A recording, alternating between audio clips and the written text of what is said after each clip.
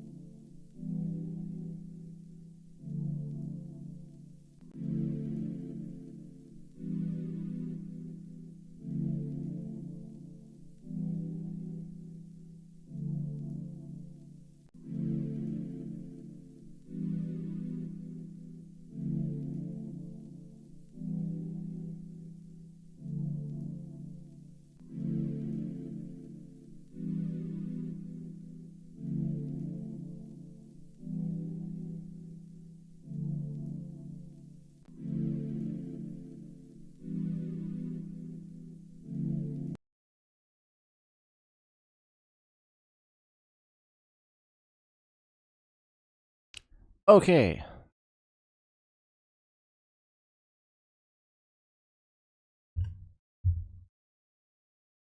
So it's been a while since I did like a video watch, chilled and actually, you know what? It's been at least a year, if not longer.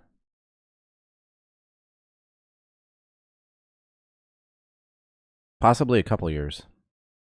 Because I used to do, it was pretty much what I did when I streamed on YouTube was watch videos and like critique them or whatever. You know, it'd be like silly stuff that was like scary video complications. Wow, compilations and stuff like that, and just sit there and kind of laugh at them and everything. But for October, and I mean, granted, we're like halfway through October now. For October this year, I wanted to kind of get back to that a little bit. Like, obviously, I enjoy doing the gaming and everything. That's great, but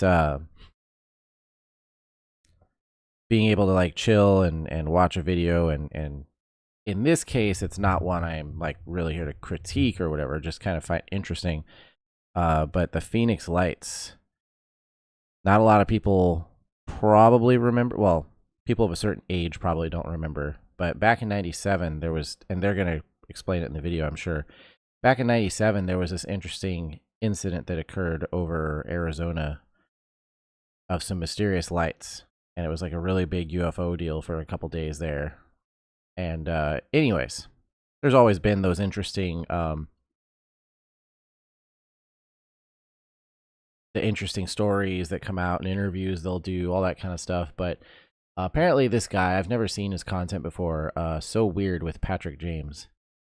Apparently he did a documentary on it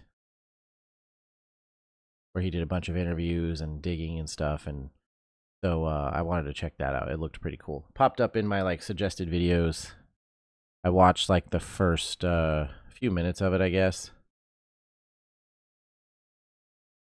just to kind of see what it was sort of about, and then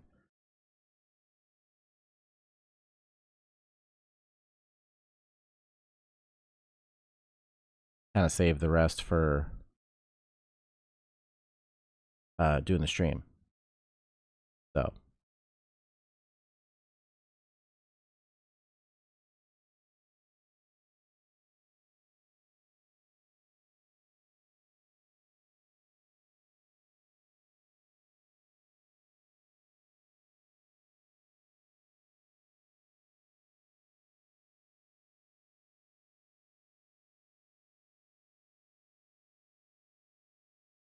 anyways, it's almost 2 hours. I'm sure it'll be longer if I talk about it and stuff as it goes. So I'm gonna go ahead and get it started. I'm actually kind of excited to watch it myself.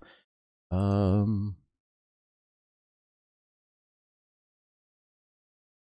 should be able to run it at 720 and be fine. All right. In the darkness. Oops, of course I'm gonna smack my freaking mic into oblivion. Appeared without warning. silent, still, watching. March 13th. We'll see how this holds up on YouTube, though. It was a night like any other. But for the people of Arizona, everything changed in a matter of minutes. Last night, people all over Arizona say they saw a UFO. Folks who witnessed this strange sighting are calling it simply unexplainable. They called them the Phoenix Lights. Strange orbs, bright as fire, moving in perfect formation across the Arizona sky for hours. Hey, Sue, take a look at this. Woo! Look at that! This is horrible! I got that one on video. Major sighting here. It's crazy because I remember this. It wasn't just one or two people. It wasn't I was like conspiracy theorists or UFO 9 years old. This was seen by 10? thousands across multiple states. The craft was moving very slowly. The most dramatic sighting in Arizona this decade. Pilots saw it. This thing shot straight up and vanished right in front. I do think that's a funny statement. Like most what'd they say? Oops, that's not what I meant to do. Oh, I guess that doesn't work like it does on Police saw it. yeah. I'm used to double tapping to go back 10 seconds. All saw it. My God, how big is this thing? We got out. What's up, QT? The left side was a couple blocks over. It scared the heck out of me. For months, witnesses kept asking one question. What was it? It was a spaceship. They're not from here. There's no question that was an alien object. That's why 2 months later, the governor of Arizona, Fife Symington, called a press conference promising to reveal who was actually behind the Phoenix Lights. And now I'll ask Officer Stein and his colleagues to escort the accused into the room so that we may all look upon the guilty party. Don't get too close to me. And then they had to make a joke of it. People became angry. Now, this just goes to show that you guys are entirely too serious. Because they felt like they were told they were crazy and should What's up, stop Breaker? talking Thank you. about the little green men from outer space. I think it's a pitiful stunt. I think it was a stupid joke. I think the governor is a complete Why is this jump ahead thing stuck there? But what the world didn't know at the time is that even he saw it. March 13th, 1997. What did you see?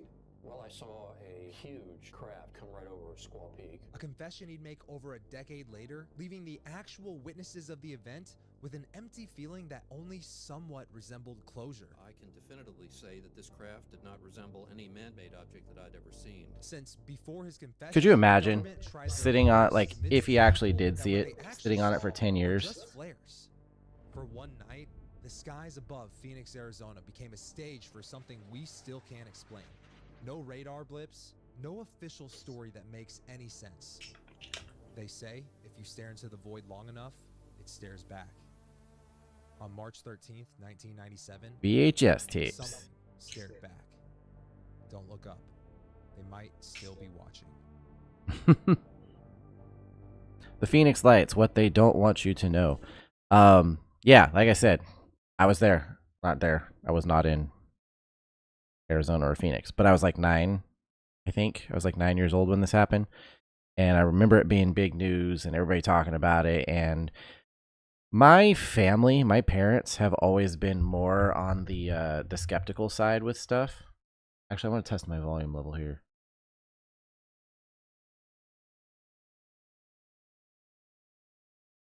Okay, that sounds good. Actually, I want to hear with the show. It was a night like any other. Rush hour was dying down, and Richard Curtis, a retired vet living in downtown Phoenix, was engaged in his nightly routine of using his CB radio to listen to what truckers on the highway were talking about. And on this night, according to the radio chatter, there was a Okay, so I think that's a pretty decent level. triangular-shaped UFO hovering right above the ground and heading south right towards downtown Phoenix. Now, Okay. Richard, being former military, didn't really believe in UFOs from outer space, but he certainly wasn't going to pass up the opportunity to see one. And luckily, he lived at the But yeah, West my Tower, parents were which pretty happened to be the tallest building in Phoenix skeptical at the of this time. kind of So stuff when I was a kid, like what the official stories were. put So blank tape inside, headed to the roof, and waited. And less than 30 minutes later, just as he'd been expecting, the large craft slowly came into view. He then pressed record and watched as it slowly passed over his head. Now, Richard had no idea, but the video that he would go on to record would become a small yet controversial part of the larger Phoenix Lights story, because he wouldn't be the only one to record something strange in the skies that night. At the exact same time, about 100 miles north in Paulden, Arizona, a former police officer named Terry Proctor was with his wife when they both saw a very strange and very large formation of 5 lights heading towards Phoenix. You see it? I don't know what it is yet. 1, 2, 3, 4, 5. I was gonna say, imagine if we had, like, when these events were occurring, right? And you think about this too with things like, you know, like 9/11 and a bunch of these other like sightings that occurred and other events throughout history, and you're like, man, imagine if that happened now, when we've all got like insanely high quality cameras on our phone, compared to like this is like a tape, literally a tape. You know, even your high quality stuff back then. What's up, Manny? Even your high quality stuff back then doesn't like touch what like low end phones have now. And if you saw this kind of UFO sighting or something back then with a smartphone, like how crazy it would be. But would anyone believe it's anything except for like CGI or AI or something? I'm good just watching a video about UFO stuff. That Richard saw, it's unlikely, because around the same time of about 8:15 to 8:30, a woman named Patty was with her husband just south of Phoenix in a suburb called Ahwatukee. Where were you at? What time was it? What were you doing? Okay.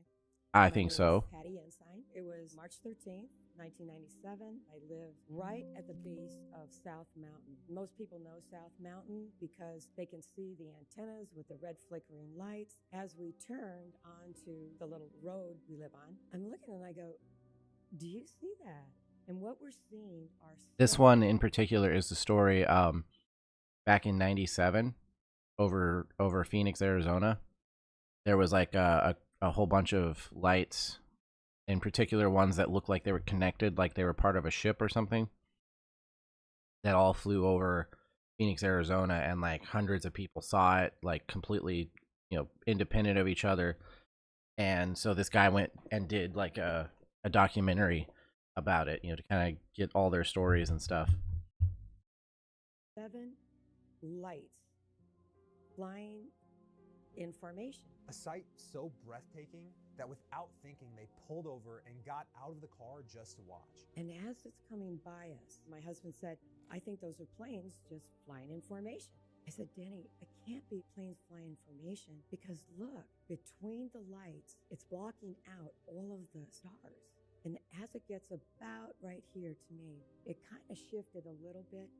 And that's when we saw it was a massive triangular object.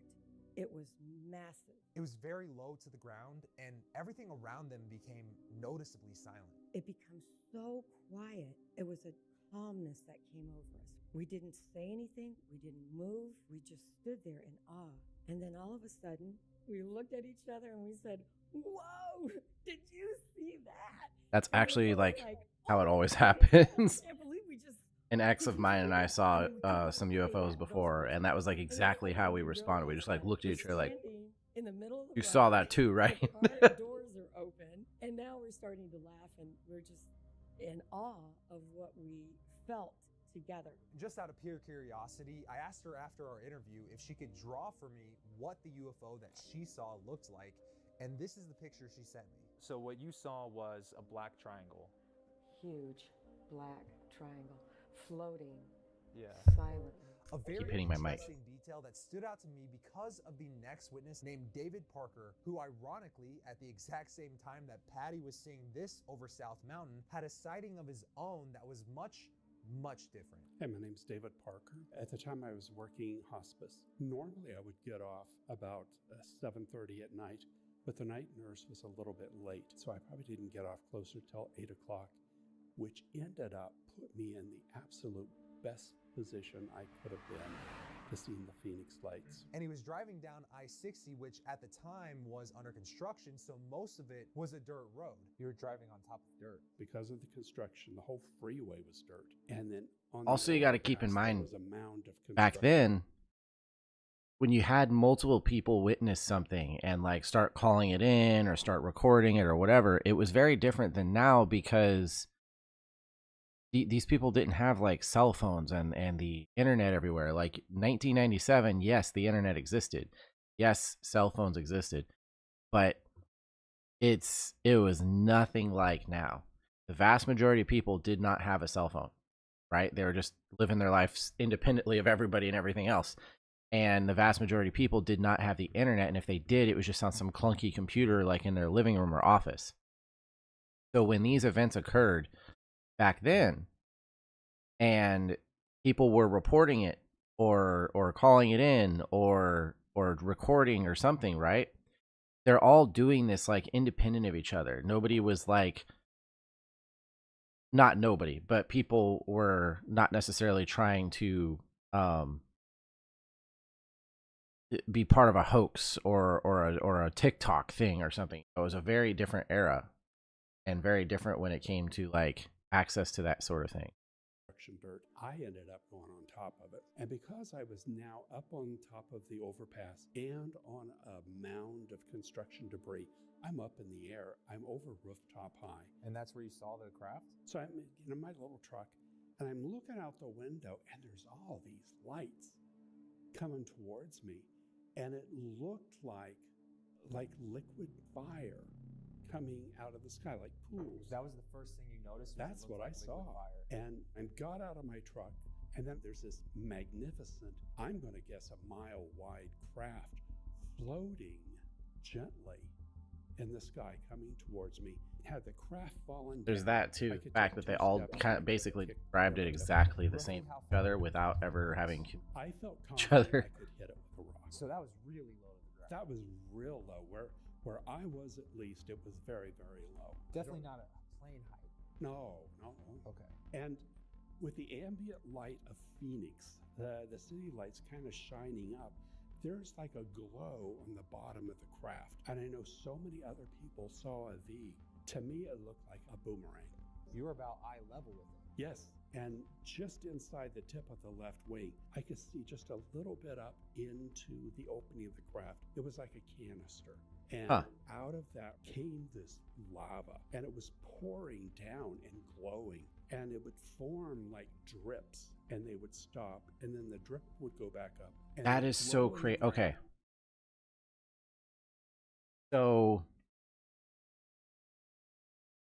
that's a phenomenon that I've heard described multiple times over the years, like as an adult looking into this stuff. When I was a kid, I believe this is when we lived in. When I was a kid, I remember 96, 97. That would have been about the same time frame. We were on the road heading for like, I don't remember, like a doctor's appointment for my brother at the time. And we saw something in the sky that was doing that, like not the whole like ship thing or whatever, but that like that what looked like a molten lava drip, like just gigantic. It was that same kind of thing. And I remember we were watching as we drove down the highway, right? And then of course we lost track of it. But Manny says there was this post on Facebook about this person that arrived at the New York airport with a passport, all kinds of stamps from different countries. Arrived to New York. It was asked where she comes from, and she mentioned a country that also had a stamp. Yeah, I actually remember that one. Yeah, like she was like, no, legitimately came from this country. But they're like, no, you didn't. That doesn't exist. Interesting stuff out there. The glow on me, the glow everywhere was orange. And my focus was mostly on the one closest to me because that stuff looked hot. But there was not one bit of heat. There was no odor. There was no tingling on my face. My hair didn't singe. Totally silent. Absolute total silence. Then as this craft slowly drifted away into the distance, he noticed what looked like ribbons of rainbow-colored mist coming off the back of this craft. As it comes and flies over my head, it was like a rainbow flag waving like a fishtail behind it. It was like a colorful mist, and it was sparkly. And behind each light was this mist. And when the mist went over my head, it was like something in my brain clicked. And I just had this incredible, overwhelming feeling of love. It was like... Okay, I don't know about this guy. It was like the best friends you ever had. Just drop by to say I love you and checking in on you. I don't know who was sitting in the driver's seat. I felt an instant connection, and it was just an absolutely wonderful feeling of gratitude. That's the closest I can come to it.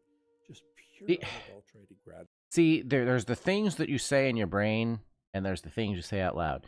Maybe this guy did experience this emotion or feeling. Maybe he was overwhelmed by what he had just seen, if it was real, right?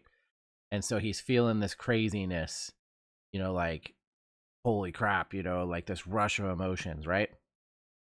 And if you're trying to tell a story about that event or phenomenon and you want people to take it seriously, you probably don't tell them all about that weird emotional state you go into that makes you sound like a kook. That probably doesn't help the whole deal. What about the experience makes you associate that feeling of gratitude with the mist specifically? Because that's when I felt it. When you saw it? Yes. As it went over my head. It's so pretty, I can see it right now. It just meandered, just floated in the sky.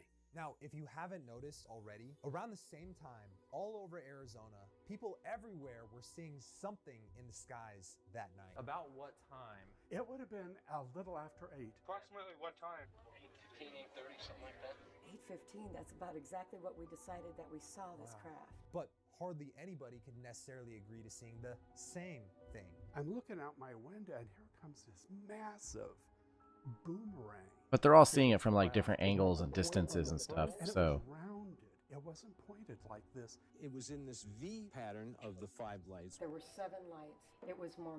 It was massive. And it was this disparity in eyewitness reports that would not only add to the mystery of the entire situation, but would also lead people to conclude that whatever flew over Arizona was not just one large craft, but rather was most likely a wave of many different crafts spotted at specifically 8:15 to 8:30 p.m. Now, whether it was one craft that could morph into looking different, or the perspective from where the person was standing, or varied. And ultimately, that was the conclusion, because it wasn't just 1 or 2 events, as you would hear in the media. In reality, on March 13th, 1997, the mass sighting began at 3 p.m. in the afternoon, and the sightings continued until wait. the next morning. Which leads me... Oh, there's a whole bunch of... Wait, what did she just say? 3... Yeah, that's going to be interesting if they go into all that. It wasn't just 1 or 2 events, as you would hear in the media. In reality, on March 13th, 1997, the mass sighting began at 3 p.m. in the afternoon, and the sightings... 3 p.m. in the afternoon. All right, Manny, are you going to be streaming?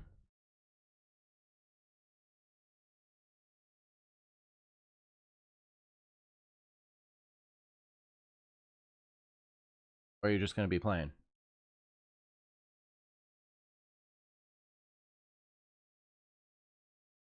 continued until 5:30 the next morning. Which leads me to this man. Okay, so that's the part I don't know if I've ever heard before. Always heard about the 8:15, 8:30 events, right? But she's saying it started at 3 p.m. that day, various sightings, and went all the way till 5:30 in the morning. So that'll be interesting if they go into that stuff. All right, Manny. We'll have a good rest of your night. Have fun. And right here, Peter Davenport. The Phoenix Lights event started up near Las Vegas and specifically over Henderson, Nevada. Peter is the director of the National UFO Reporting Center based out of Seattle, Washington, or NUFORC for short. To the best of our knowledge, the objects passed over all of these communities that you see shown here: Paulden, Sedona, Prescott, Chino Valley, Prescott Valley, Dewey, Cordes Junction, and Kingman. Very busy night. And all you need to know about him is that pre-internet, thanks, Manny. if you happen to see a UFO anywhere in the U.S., his phone number was the number that you called to report the sighting. Okay, yeah, that. My suspicion is we're dealing with at least 5, possibly 6 triangular craft. Also a huge disk was reported over Phoenix the night of the Phoenix lights, so possibly as many as 7 craft, but that is like obviously they're gonna get their chance to like talk about it all and tell everything, but I do find it interesting. I think that some of the stuff could be them seeing things from different angles, distances, you know, their perception, etc. You know, like the one guy saying, "Oh no, it was actually a boomerang. It wasn't pointed like this stuff," and then other people that saw it from somewhere else and they saw a like a V shape or a triangle shape. I feel like that's all like here or there. Like there's so much distance and perspective difference involved in this, but I think the most interesting thing to me is the fact that it was a lot longer of a event than I thought. I've always thought about that 8:15, 8:30 situation. But if it started like early that afternoon and then went all the way till the next morning, that's kind of crazy.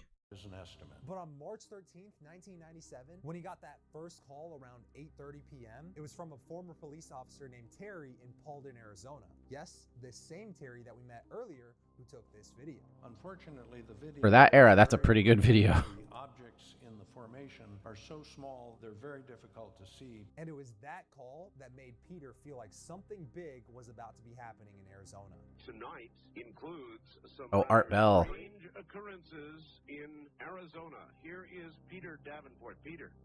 Good evening, Art. Hi. What in the world is going on? Well, I'm not sure myself, but it's been a very busy night in the skies above Arizona tonight. Just about 3 I love hours listening ago, to old Art Bell shows. all over Arizona. The first call came in from a retired police officer who lives in Paulden, Arizona. Well, that's, I guess, about 150 or 200 miles straight north of Phoenix. And in the weeks that would follow, he'd get hundreds of reports that would allow him to start piecing together the series of events that really happened on March 13th. And some of these reports even included photos and videos too, which is exactly why Peter reached out to one of his buddies named Jim Delatoso, who ran a lab based out of Tempe, Arizona called Village Labs. Village Labs is a computer visual effects design firm operated by Michael Tanner. Old school Discovery Channel stuff. Village Labs creates computer software for aerospace What's up, Cosmic? Not Cosmic, Traveler. There's somebody else named Cosmic. Can you outline for me what role Village Labs plays? Nice. What was that in response to? The YouTube stream is slightly behind.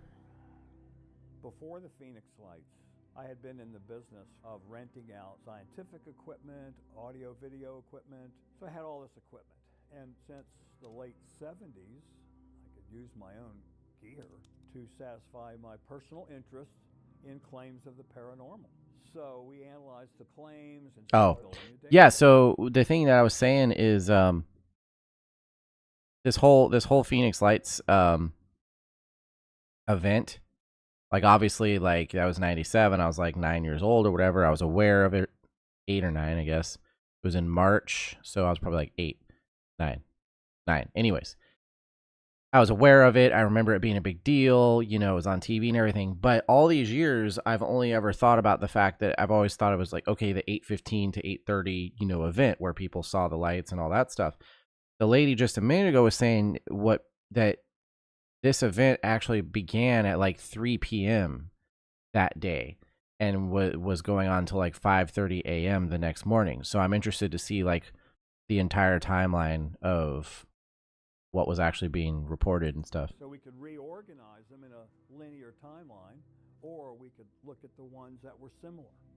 How many lights? Did the lights move separate of each other? Did they move together? And all the things that people said. And much to Peter's surprise, Jim himself had already been investigating the Phoenix lights prior to March 13th because, believe it or not, these mothership-sized UFOs had already been getting seen by people for weeks leading up to the grand finale. Wait, what? So approximately when did the reports start and then when did they end?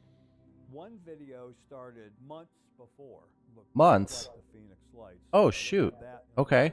One of these people who'd been seeing these lights was a woman named Dr. Lynn Kitai, who 2 months before the Phoenix lights, she took these series of photos while standing on her balcony at her home in Paradise Valley, north of Phoenix. 2 months before the mass sighting, I noticed at a distance a line of 6 equidistant lights that were huge. I grabbed my camera. They were huge? Pictures of them. Didn't sleep well that night. Next morning, I called around. I found air traffic controllers at Sky Harbor International Airport, saw the same thing at the same time, and one of them was a meteorologist, and said there were 6 points of light totally equidistant from each other, massive span over a mile wide, that seemed to be attached to something. They couldn't quite see what these lights were attached to, but he said the entire Dang, I didn't know that. That's 3 months before the event. The wind elevated slowly and Almost, like 2 months. moved behind South Mountain, which is south of the airport. So I said, so what was it? There was silence. And then he said, beats me. I said, you're an air traffic controller. You're supposed to know what's in our airspace. And she wasn't the only one. On March 12th, a Navajo ranger named Jonathan Dover was in Loop, Arizona, several hundred miles away, when him and basically the entire town saw a large and strange formation of lights in the distance that was there for so long they were able to get out lawn chairs and video cameras and tripods and record these things. I need to ask you about the Okay, so do I have the video?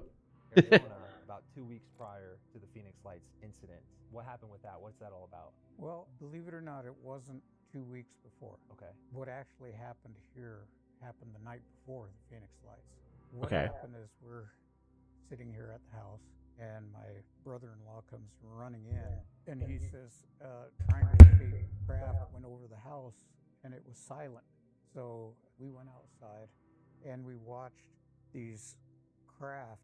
There's 6 or 7 of them circling our community in a counterclockwise direction. And we just sat out there and watched them. They were totally silent. We watched these for a while. At the end, when these things flew off to the north toward the Grand Canyon, nobody said a word about this. They didn't ask each other, did you see what I saw? You know, they just all quietly pulled up their chairs, went back in their houses, turned their lights back on. Like, yeah, okay, that happened, and we're done. Lights occurred. It was the literal next day. Yeah, the very next day, and totally eclipsed everything that we saw. But this next one really blows my mind. A month before the Phoenix Lights, a guy named Roy Haddix, who was a retired military officer, come in and Right. look at this Like, video. okay, guys, I shot bye. this video way up in Paulden, Arizona. Something comes up, and I see it, and it's lit, and then it lands.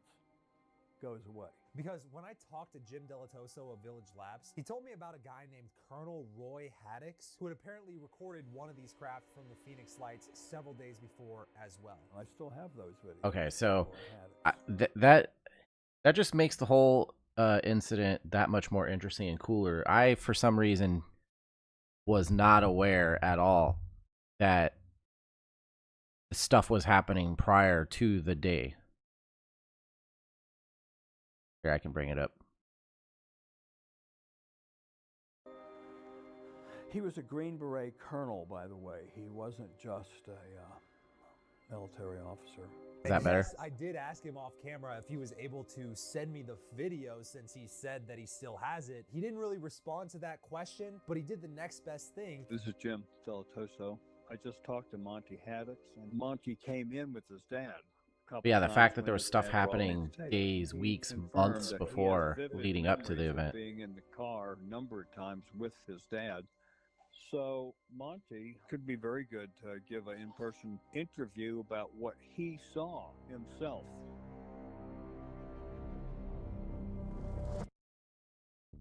Hi, I'm Monty Haddix, son of Roy Haddix.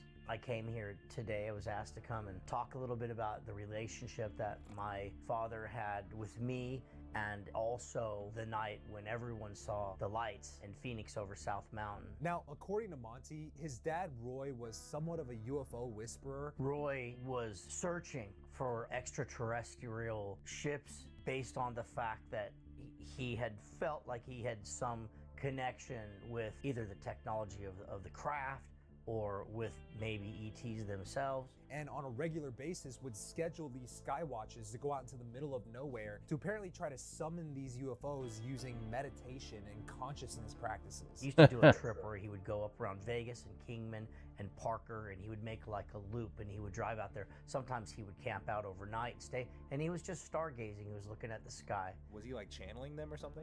No, he inevitably became part of the project that the movie The Men Who Stare at Goats was part of remote viewing. My father felt like that if you could just meditate and get yourself to a specific vibration, that now you can see things that are in a different vibration. This is the stuff that doesn't help any of these stories. Every day. He took video of it every day. So he was going up to Parker just to get video of this? Yeah. So he literally went to Parker just to do this meditation? Right. Wow. Yeah, I could see him sitting out on a blanket, on a rock, just, in a meditation position and just... And it was during one of these sky watches that Colonel Roy Haddix, former Green Beret, recorded video of a very large mothership hovering right over his head. 5 or 6 days before the lights actually showed up, he was just frantic about the fact that he had seen a ship that was not like a Suburban or an SUV big. It was something that covered the entire sky, and it blacked out the stars. Yeah, it's from the bottom and saw it. He had it's like the stuff that makes style the accusations of whack jobs. It doesn't really help when it telling these kinds of stories and trying to like give any credibility to them. Like, oh yeah, they were out there like trying to channel or summon the aliens, and it's like, oh my god, bro, that's the stuff you keep to yourself. He had managed to get a video of it, which I saw. At least once, Roy came back and said, Jim, you got to come with me. Go, Roy, I can't take 10, 12 hours out to do a round trip with you to drive around the state looking at these giant lights. And he was polite. He'd say, well, okay, but they're getting ready. I always remember him saying that. They're getting ready. He told us quite literally that this ship was coming, that it was on the way to Phoenix. Like the direction that it was going in was on the way to Phoenix. But several days passed, if I remember. And there's parts of that where if he was going out stargazing and he kept noticing these things and all that, and he started trying to tell them like, I think those things are coming down our way based on what I'm seeing, blah blah blah. Like if that kind of thing was going on, then that would make more sense. But when you throw in this other goofy stuff about meditation and summoning and feeling attachment to the ET, like, guys, forgotten about it. You know what I mean? And then it was all over the news. And then when the Phoenix lights happened and the reports were that we knew the flight plan, that it came from the northwest diagonally all the way down to Tucson, turned around and came back. And that's when I was thinking, man, that's just what Roy said was going to happen. They're coming. Can you describe for the camera like what the video would look like if we were watching it right now? Yeah, like lights the size. And then see, that doesn't help either. When they say that they sat there and they recorded something directly, it's like, that's the shit we need. We don't need your story of like of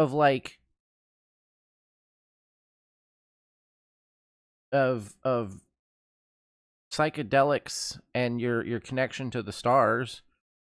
We need the video you claim you took. Like, that's the crap we're waiting for. Not this big, but lights that look similar to this big round light that's right here in front of me right now. Spread like, don't tell us you have that stuff and that you're just not going to show it to us because reasons. You can just tell, like you can see the shadow of the craft as the lights go past. It's because it's low enough. But then tell us your psychedelics that you can still see the body of the craft itself. A lot of people said that it was like a big triangle, but from my observation with the video that I saw, it seemed like it was more rounded. Unfortunately, Monty informed me that a few years back when his dad had passed, they ended up throwing away a lot of his dad's old stuff, which did include a lot of these tapes that he was taking during his Skywalker. Whatever, bro. On this craft, do you recall? They just conveniently they threw away.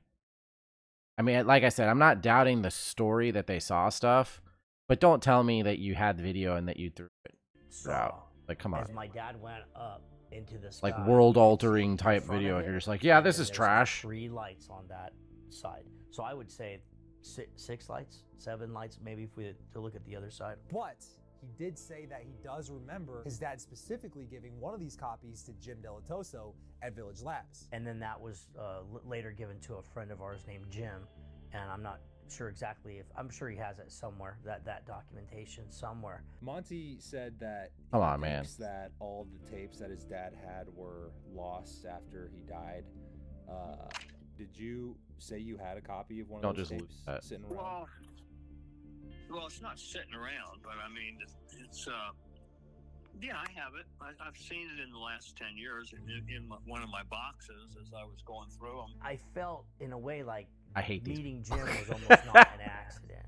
Like people were paying attention to the things that my father was saying about UFOs. Which brings us back to the Village Labs investigation. Be watching that crap like every freaking day. Jim Delatoso, he had rented out an entire big resort just so he could talk to my father about UFOs, and they had the whole place. Like, I don't know how you do that. I don't want to speculate. Like I said, I'm not saying that they're lying about the story or about what they witnessed or whatever. Believe it or not, after March 13th, But don't also tell me you have a video of the thing right overhead and blah, blah, blah, blah. And then you're like, yeah, we just kind of casually threw it away when they died. You guys going to investigate? Like, of all the things, if your father had something like that was a big deal and they passed away, you're like, that's the thing you're going to throw away?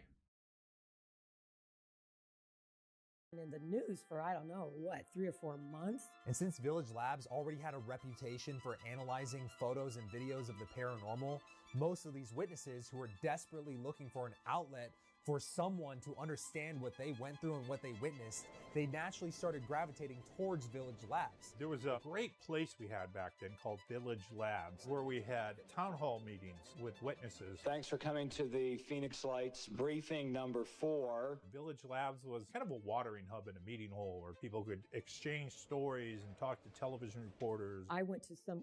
Now, I say this, like, I kind of want to go back to that statement. I say this, and got to remember that over the last 24 years that there has been footage of, like, for instance, 9/11 that people hung on to in their, like, in a box or in an attic or in a storage or somewhere put away, and they forgot about it or they were, like, hesitant to release it because of the, you know, the dramatics of that day and its importance and stuff. So that makes sense, right? But those people also weren't out there like saying, "Oh yeah, I've got this footage, but you know, I think I've got it." So like they kept it away until like 15, 20 years later, they're like going through some stuff and realized they had 9/11 footage, and they did, and pretty sure most of them didn't just toss it out. It pops up and, you know, it's on YouTube or something like that, you know. Especially with this, where everything regarding UFO stories is so criticized and is like, there's so much critiquing going on, you would think that would be like the holy grail, like gold mine type stuff that you want out there if you're somebody who believed in that, right? Either they made the video up or they are super who don't know what to do with incredible shit. The kind of people who are like, I ain't got time for that. Gotta fix the truck. Of the very first meetings, because they wanted to find out who saw whatever we saw on the 13th. It wasn't anything I'd ever seen before. It wasn't doing any of this. It wasn't doing any of that. It was like locked. There were 5. It was like locked. I counted them to make sure that there were 5 lights. What they mainly had was software none of us could get our hands on. I mean, back in '97, I remember they had software that cost $16,000. So that's a lot of money today. We had state-of-the-art equipment, and my staff were very knowledgeable and very skilled in various analysis techniques. So we analyzed the Phoenix Lights. And in the process of doing this, 4 main videos would emerge. The Mike Princeton video, taken from the north side of the valley, pointing towards South Mountain, showing a large, rounded formation of lights ominously hovering over the city. The time is about 10 o'clock, Sue? Yes. 10 o'clock. That's March after the 8:15. Thursday night. The Chuck Reardon video, taken way east of South Mountain. This is a videotape shot by Chuck Reardon, who lives in the far east part of the valley. At this point, the lights have been on and now they're going off one at a time. The Tom King video, taken from Chandler just a few miles east of South Mountain. Look at that! This is fun! The first video in the timeline that we were aware of was Tom King. What are the odds that you would be sky watching for UFOs on the night of the biggest mass UFO sighting in history? 1 in millions. Holy shit. I got that one on video. I was out that night. Actually, I had an appointment at this guy's house. The man's name is Steve Blonder. This is the location. This is Steve right here. He was filming UFOs every night. He said, guaranteed if you come over, you'll see something. So my job was to show up and document everything that happened. He's just been chilling, filming UFOs. Like, yeah, come over here. We get them all the time. They're lined up in a pattern, man. There's geometry behind this. I knew immediately from my experience. There's geometry, only bro. A couple of years of skywatching at that time that this was highly unusual. I anticipated that we weren't the only ones seeing this. Bill, over here, there's 4. Major sighting here. So I thought when it said this is a major sighting, good possibility others were seeing it. I had no idea it was as massive as it turned out. Which brings me to Dr. Lynn Right. Kitai's video, And not full of showing holes. the formation of 3 lights taken over South Mountain. Whatever this was popped up over Class B restricted airspace, about 1,000 feet altitude. There's a 30-mile radius around the center of the airport. Anything that comes into that airspace must call into the tower, and no one did. Now, according to Mike, Chuck, and Tom, their videos came from around 10 p.m., at least 90 minutes after the majority of the sightings from the witnesses that we were just talking about earlier. And Dr. Lynn is the only one of the 4 videos where she claims that hers was taken prior to the 10 p.m. sightings, indicating that what she recorded is distinctly different than what's shown in the other videos. There was a whole group of air traffic controllers that saw this, and that ruled out every conventional aircraft, balloons, Chinese lanterns, flares, even skydivers with lights.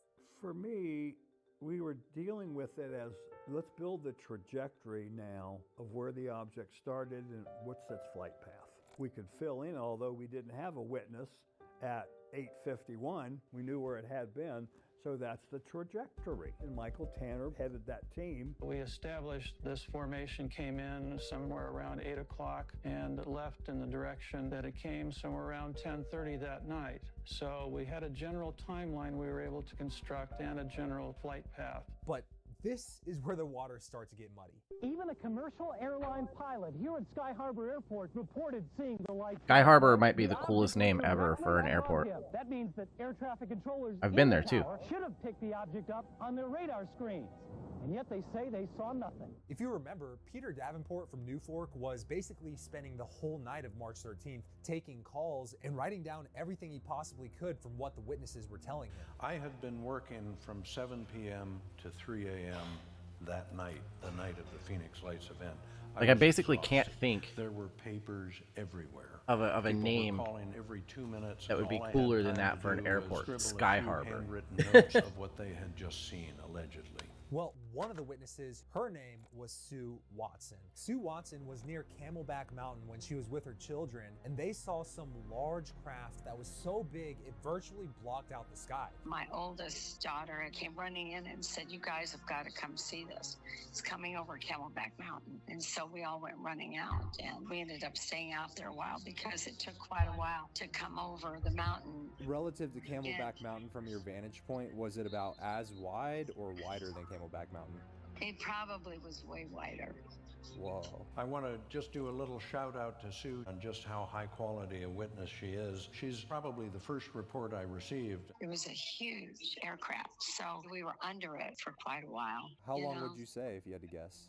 From the first time we saw it, it was over 10 minutes, I'm sure. It was extremely slow. It had to be going like a mile an hour or something. And it slowly went over my house. And we were fascinated that anything Have that to keep in mind, could like fly for without I think a sound. lot of people That is an artist's rendition of what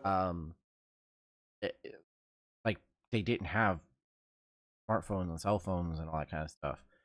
Even like camcorders and stuff that had become more compact and more common were like just something that was at the house or in the house somewhere, and somebody would have to like put a tape in and get it going. You know, it's not like now where you just like reach in your pocket and you're like, yeah, there we go.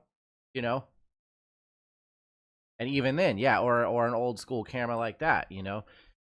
And that was usually like sitting in a cabinet somewhere or whatever on a counter, you know, and people didn't think about that kind of stuff like we do now, where we've just got a high definition video camera in our pockets everywhere we go, and the ability to like instantly transmit, you know, send a message or be like, hey, you see this, you know, go on Twitter or something. It just wasn't a thing. A lot of these people, when they experienced something, they experienced it in isolation on their own with their kid or with their family member or whatever it is, and it was just that was what it was until they found out other people experienced it too. Passed directly over Sue Watson. There's her original handwritten drawing. She faxed this to me on Sunday the 16th. And could you make out the craft structure between the lights? Yeah, it was totally solid because you couldn't see anything through it. It had 7 lights in front, and they were amber, and you could tell the shape of it. It was like a boomerang. Facts, and we yeah. all agreed on the shape, you know, because we were under it. When that craft that had hovered over her home started moving to the south, it then accelerated suddenly, and I did not know this until she said it yesterday. The wings seemed to fold backwards to make it more streamlined. That's the first I'd ever heard of that. It was so weird because we were all watching it, and it folded up and it shot off. Huh. It folded up in the back. And that's why this event, one of the reasons why like I've always lended a lot of credibility to it. Also, I have some dropped frames. I don't know when that happened. Why I've always seen some kind of credibility with it is the fact that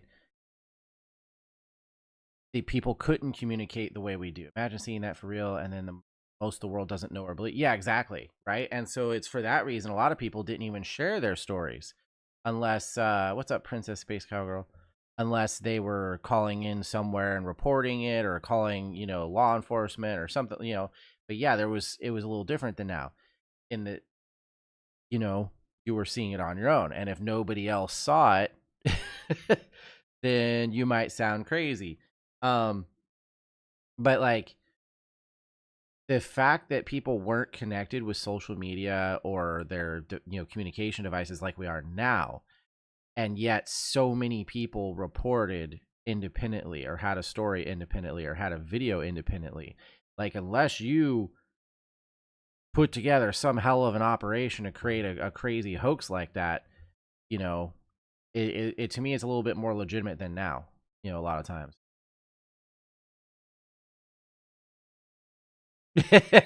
Plus most of them are just proper respectable normies, like saw a weird aircraft, freaked us out. Not saw aliens, I knew it was aliens right away. Yeah, like you were trying to summon them or something. That's when I heard Aaron yell, "Oh my God!" And the boys go, "Yeah, where did it go?" And she said, "Mom, it folded up and went." Like, and that's really what made me fast? call really fast, like it was gone. Like it just blinked to another part of the sky, basically? Like I felt like it was approaching where the airport would have seen it. A Boeing crew was coming into Sky Harbor International Airport and reported one of these craft was hovering over their tarmac. The craft crossed the pattern of the outbound runways at Sky Harbor, and airline pilots who were at Sky Harbor Airport refused to leave the gate when they saw this huge object hovering over the airport. We called the airport because I knew it had gone over the airport. What did they say to you?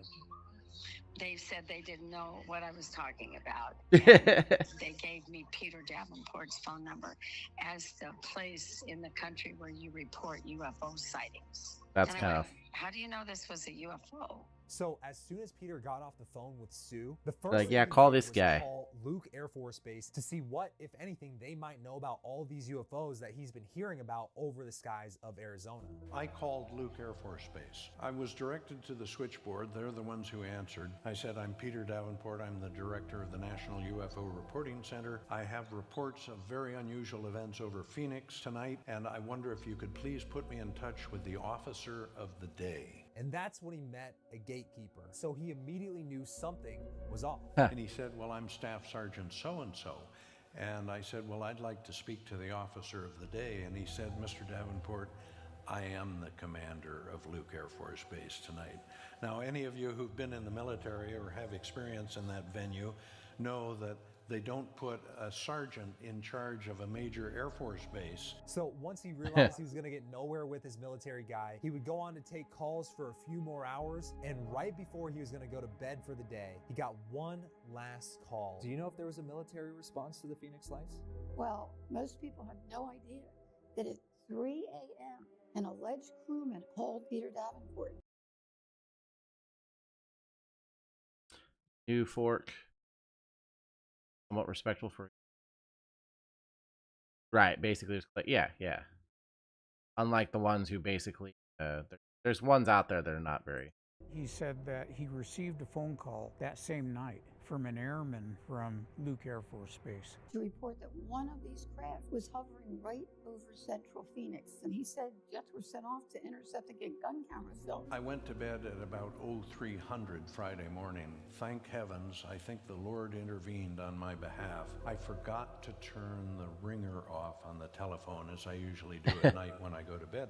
He almost didn't pick it up, but then reluctantly, he did. So I picked it up. This very bright-sounding voice said, "Mr. Davenport," he said, "my name is such and such." He said, "You don't know me, but I know you. I am a U.S. Air Force airman at Luke Air Force Base. I have information that I would like to share with you, and the only reason I'm able to share it with you is because I have not yet been ordered not to tell you what happened." And over the course of this conversation, he learned that not only was the military taking this very seriously, but Sue and her kids might have potentially witnessed firsthand the actual encounter that the military had with one of these craft. And we had civilians. That was a recreation video. Military jets take off from Luke Air Force Base. All of this comes from the airman. He was on duty that night. He helped scramble those two F-15s. The airman told him they had scrambled 2 fighter jets.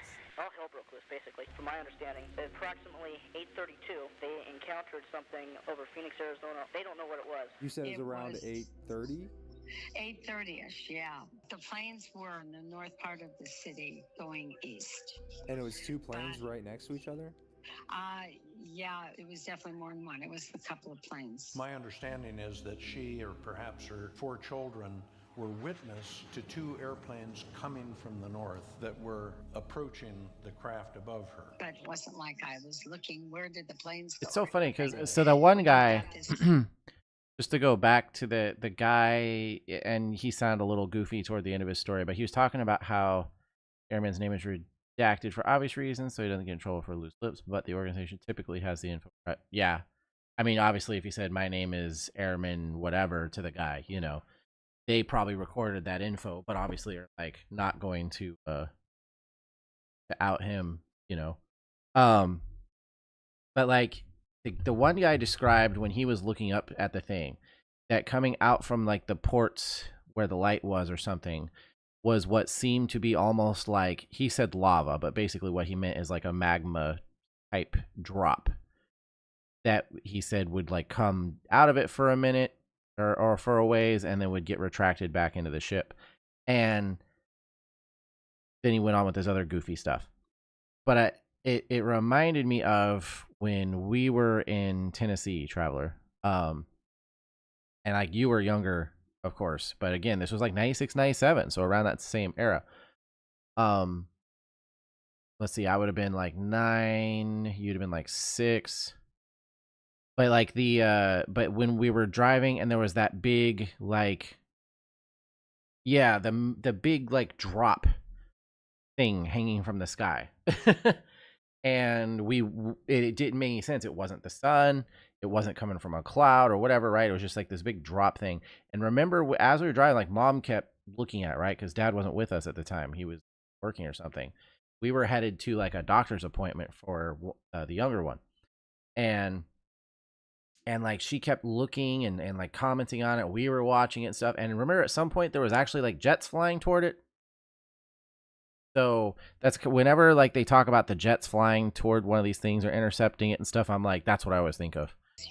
You realize it's probably miles long. Isn't that kind of weird how, like, I feel like it's rare that you see 2 planes flying next to each other, no?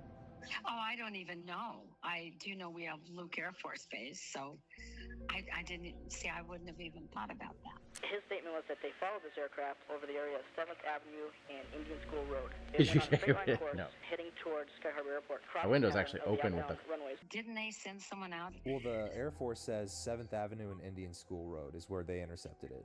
Oh my God, isn't that funny? And I'm on 60th Street, right below Indian School. And we're looking at it thinking, oh, it's just over the mountain. But Peter's the one who told me, he said, Sue, it wasn't just over the mountain. It was over half the city. Are you familiar with the term white noise, blanking out radar? My understanding is that's what they got, was strictly white noise. His statement was that they followed this aircraft at approximately 18,000 feet, descending to 10,005. When it got to Angels 10, it completely went dark. They encountered this craft at, in military jargon, they say Angels 10. Angels 10 is aviation terminology that means on the high side of 10,000 feet. That's what gives us the estimate of the altitude of this object. And that apparently a blue beam of light was shot in front of them. 10,000 feet up. 10,000 feet. One of the things we heard Sue talk about was the fact that she witnessed the object fire down a bolt of light that I believe she says struck the ground. Very interesting phenomenon. You had mentioned something about like a blue beam getting fired at the ground Project or something like Blue that. Beam? Yeah, there was I remember that. It was like a laser. It went toward downtown Phoenix. And it was so weird because it was coming slowly over the mountain and it wasn't all the way over us yet. That's when we saw the beam go west. I have evidence that suggests that at this moment, 2 F-15, U.S. Air Force F-15 fighters were approaching this object just as this object fired a bolt of light down that I suspect struck the ground. The beam, it was silent? Yeah, it didn't have any noise. The whole thing didn't have any noise. And it came out of the craft? Yeah, it came from the right side. Whoa. Several of us saw it. And I was like, that's different. If the kids go, did you see that? And it was still coming over us, you know? Whoa. My suspicion is that that may have been an indicator from this object to the F-15s that they were not to fire on it, that it was an armed craft. Right, like, hey, we got some weapons here. Took that as standoff or stand back. And, you know, so they turned their planes and went back to base. One of the pilots was so shook up that, according to the airmen, they had to pick him up and carry him out of the cockpit. The pilots were very disoriented, to say the least, by what had been encountered. I've never seen this man scared. After they landed, we had a complete lockdown. The two pilots must have had an unrivaled view of that object that they were flying towards. Now, Peter thinks that footage of this encounter might exist somewhere in the military's possession, potentially taken by the onboard equipment of the F-15. I mean, yeah, they would have had their radar or whatever. Lantern 2 pods. A Lantern 2 pod has optical devices that allow the pilot to visually capture a target and identify it visually. It scared the hell out of them. They have no radar tape of it. They have gun camera film of it. Which brings up the question, has anybody actually seen this footage? We only knew the name of one pilot, Mel Wilder. In my one conversation with him, which was a meeting at a Denny's restaurant, he brought a small video player with him, and we watched it down below. Not the actual video player, I like that. The table, you know, looking at it, and he was telling me what it was.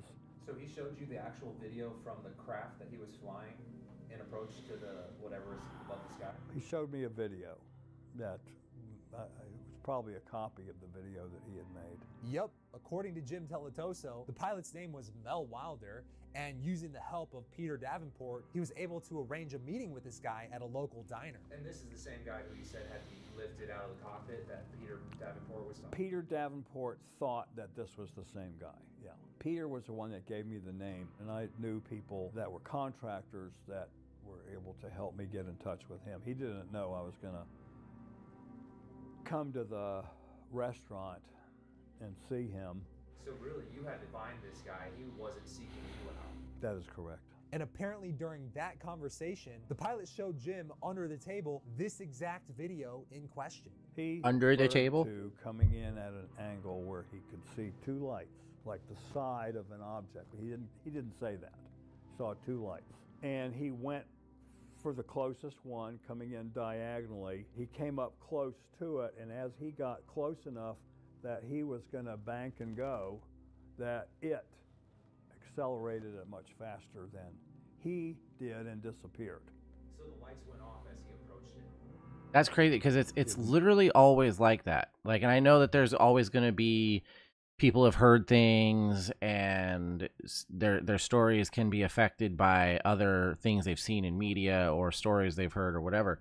But like the UFO that me and my ex saw, it did that same exact thing. It was just a regular point of light that was flying, and then just, and when I say on a dime, like literally on a point, was no longer going the direction it was and was shooting off in the other direction at like instant speed and like turned red and disappeared. So it's like it's always that immediate, not like warp, but without the warping effect. It just suddenly is going fast.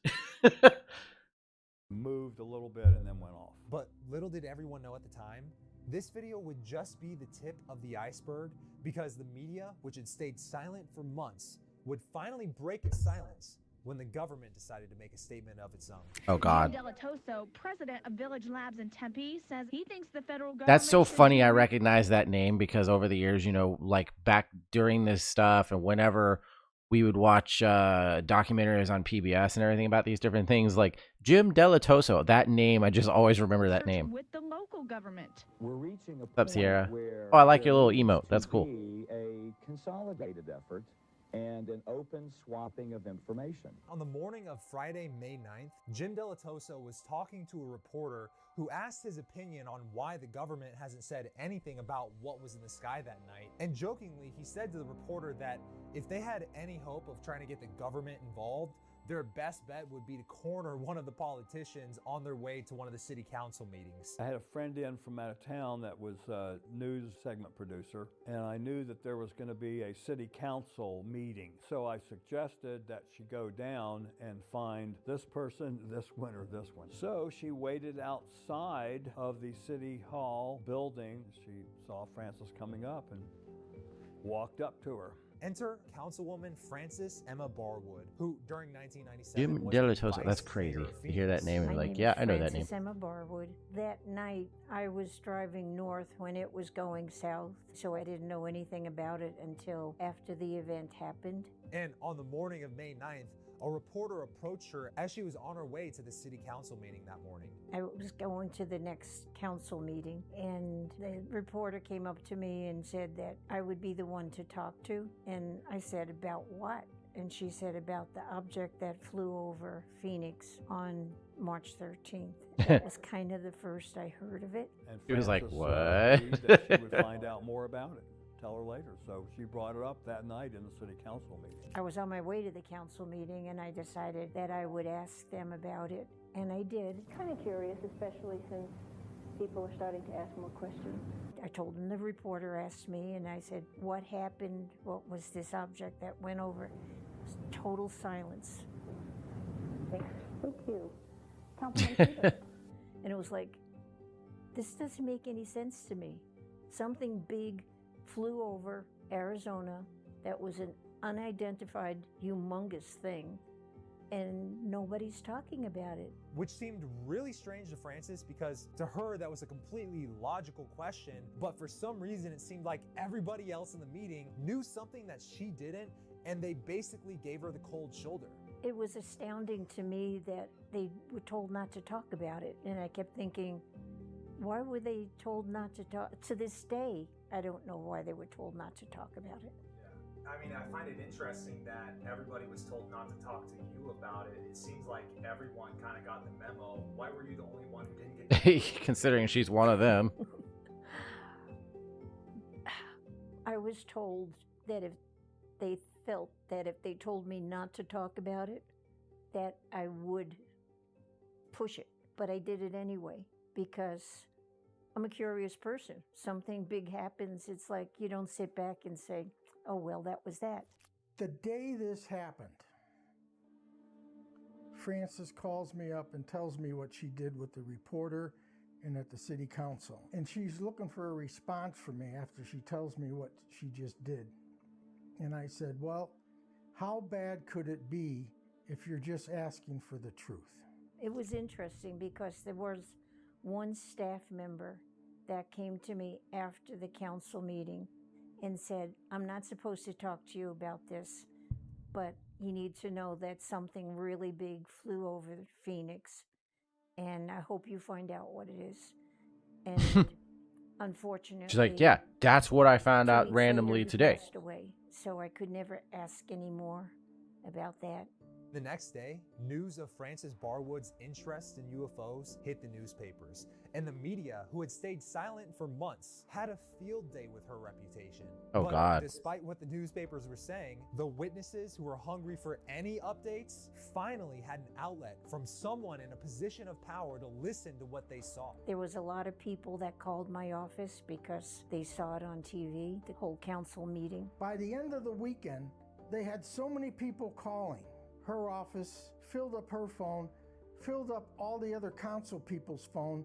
I had a list, it was like 800 people called. I wrote them all down, I had it all secured. Within a month, we had a library of UFO stuff that was sent to us. I couldn't believe this was happening. And it was like, wow, all these people saw this object. I didn't, but if they all saw it, then obviously something big happened. And it was around this time that Frances and her husband, Mike Savellis, would themselves start personally showing up to these town hall meetings that were being held every month at Village Labs in Tempe, Arizona. There were groups of people that got together and invited me to be there, not to speak or anything, but just to listen to what they saw. At what point in this timeline did Frances Barwood get involved and start hanging around Village Labs?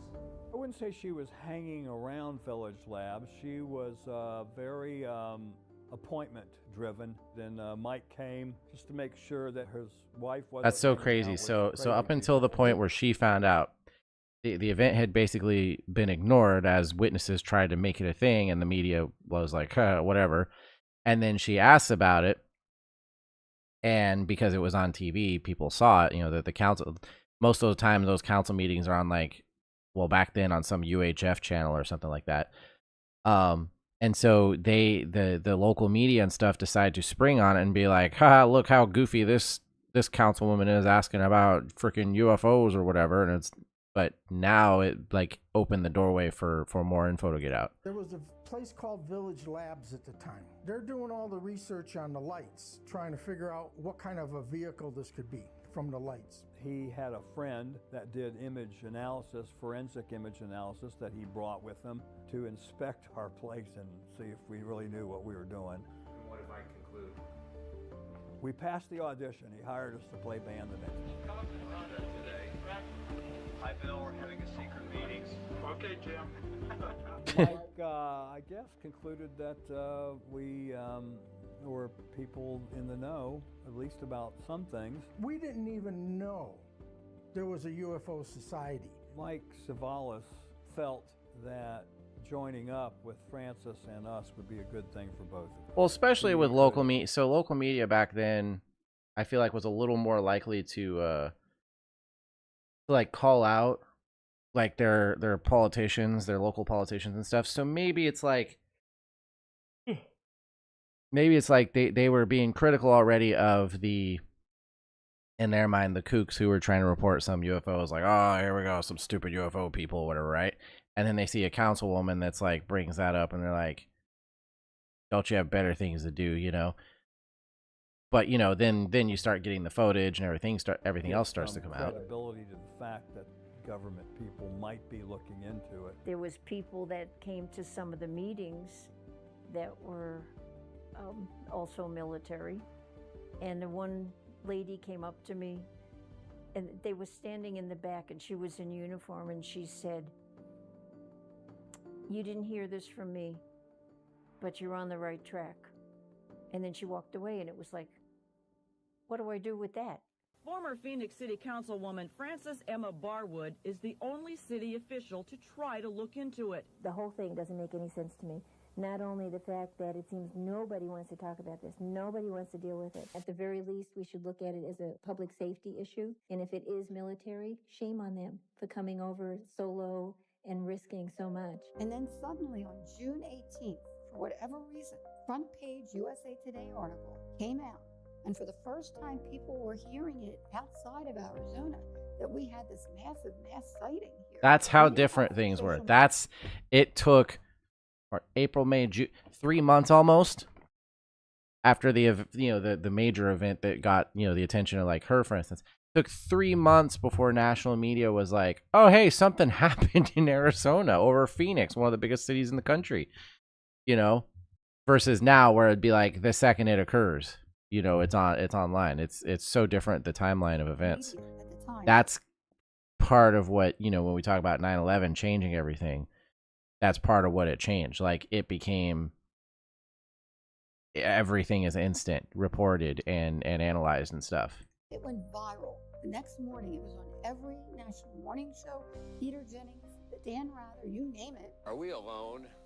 No, I don't mean just you and me. I mean this Earth. The buzz is very big in the desert Southwest. We were deluged overnight by media from all over the world. And once they started talking to the witnesses, their stories were so detailed and so heartfelt that they too were asking, why isn't there an investigation? Why isn't there an explanation? Those strange lights over the valley we've been telling you about, nobody knows exactly what those lights were. We checked with the FAA today, we checked with Sky Harbor, and we checked with Luke Air Force Base, and there's been no official explanation. The people that saw that believe what they saw. That's so crazy too, because like they're like suddenly looking at this, the national media at this point going, there's no investigation into this stuff.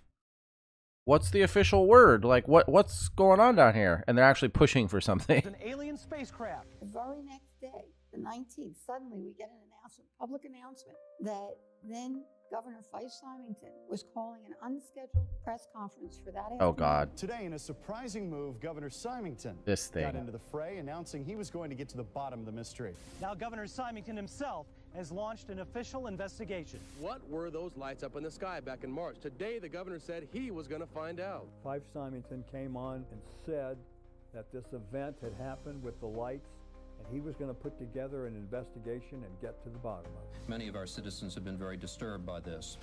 In response, I suggested that it was time to end months of speculation on the question and investigate the matter once and for all to clear it up. I thought that was great. People took it seriously. I took it seriously. I was looking for any logical explanation.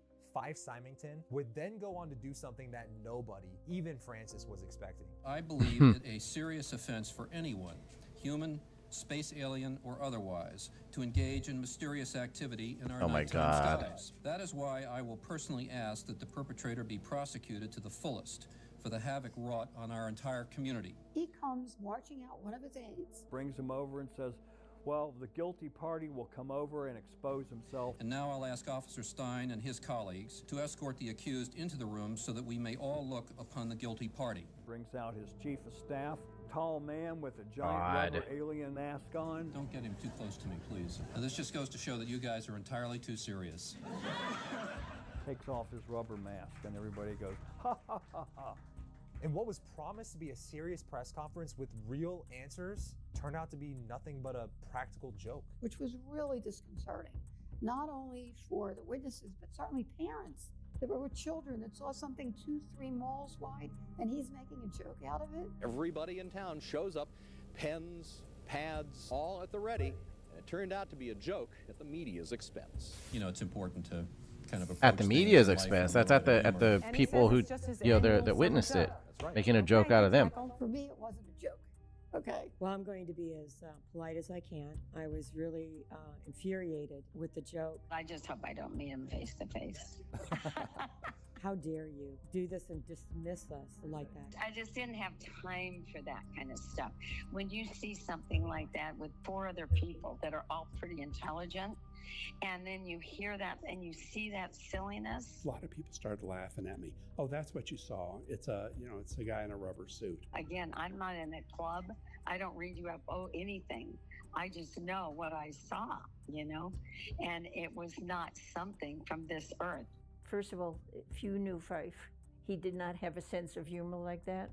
So it was obvious somebody told him, you have to do this and make it like it's a joke. What a valuable lesson that was, to learn the power of shame and the power of intimidation. and how that can make you shut up. You quit talking about it. You quit sharing. You know, even my family. Right. They made them look like a joke. So like, okay, well, And never mind then. I shut up for quite a while after that. We felt, the pit of my stomach, and all of us there at Village Labs felt like betrayed, but it wasn't his job to protect us. He didn't even know we existed. We just felt like awful things were going to be being thought about us, that we had done all of this testing and analysis just to get on television. Then, about a month after that, Captain Eileen Benz of the local Air Force came out with an official statement in the Arizona Republic claiming that she had finally found the actual explanation to the Phoenix Lights. They were military flares. Case closed. The Maryland National Guard has claimed they were responsible for the Phoenix Lights. They say they were dropping flares from A-10 jets during a military exercise. In that article, she even referenced Village Labs and the videos that they were storing as proof that they had to be military flares because the way that they faded out is explained by the fact that the flares were dropping behind the mountaintops of South Mountain. Our A-10 Thunderbolts that are right behind me were on a night illumination exercise over the Berry Goldwater Range Complex southwest of Phoenix, and they were dropping high-intensity flares, and we think that those flares were mistakenly called UFOs by the folks in the valley in Phoenix there. Which is a very ironic statement to make because Jim Delatoso of Village Labs was already publicly on record saying that these lights in the videos were anything but flares. They cannot be flares. Their optical characteristics, their motion pattern, and the geometry of where they physically are located, none of those match up with flares being discharged at any military base in this state. So what about some of the videos suggested they weren't flares? Their relationship to each other. There was no movement. The light color of the light was wrong. You see, with all the fancy computers at Village Labs, they had analyzed these videos. They had already taken that into account. Spectrum analysis. Not spectral. That's different. It's spectrum analysis to categorize lights by the amount of red, green, and blue that's in every light in the frame.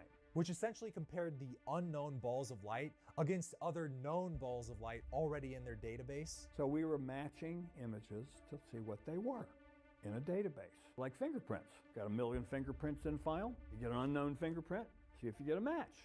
If you get a match, you know what it is.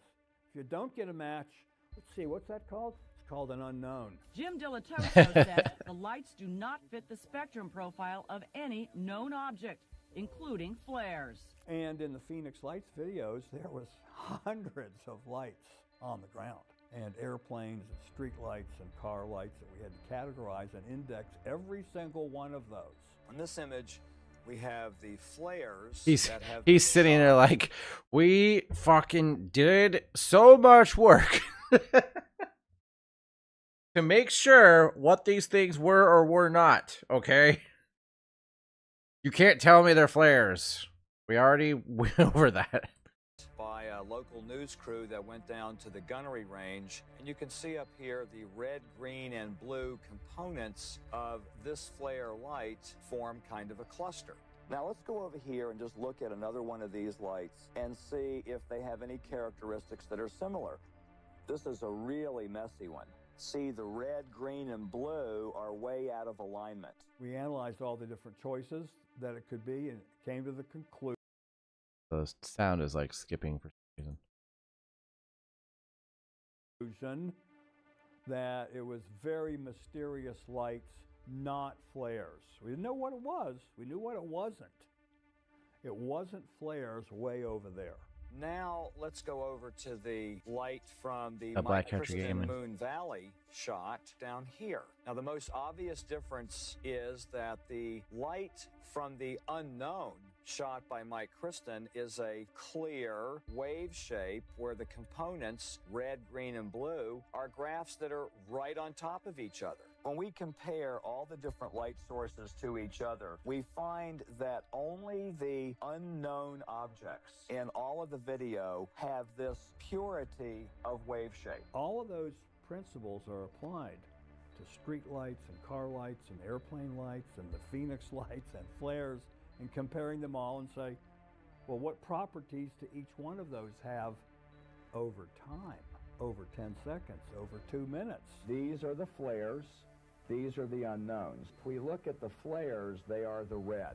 Right. The way that the flares come on is a very uneven pathway. Ryan's in the news tried telling that one Japanese pilot what he saw under his plane was misidentifying Venus in the sky. Yeah.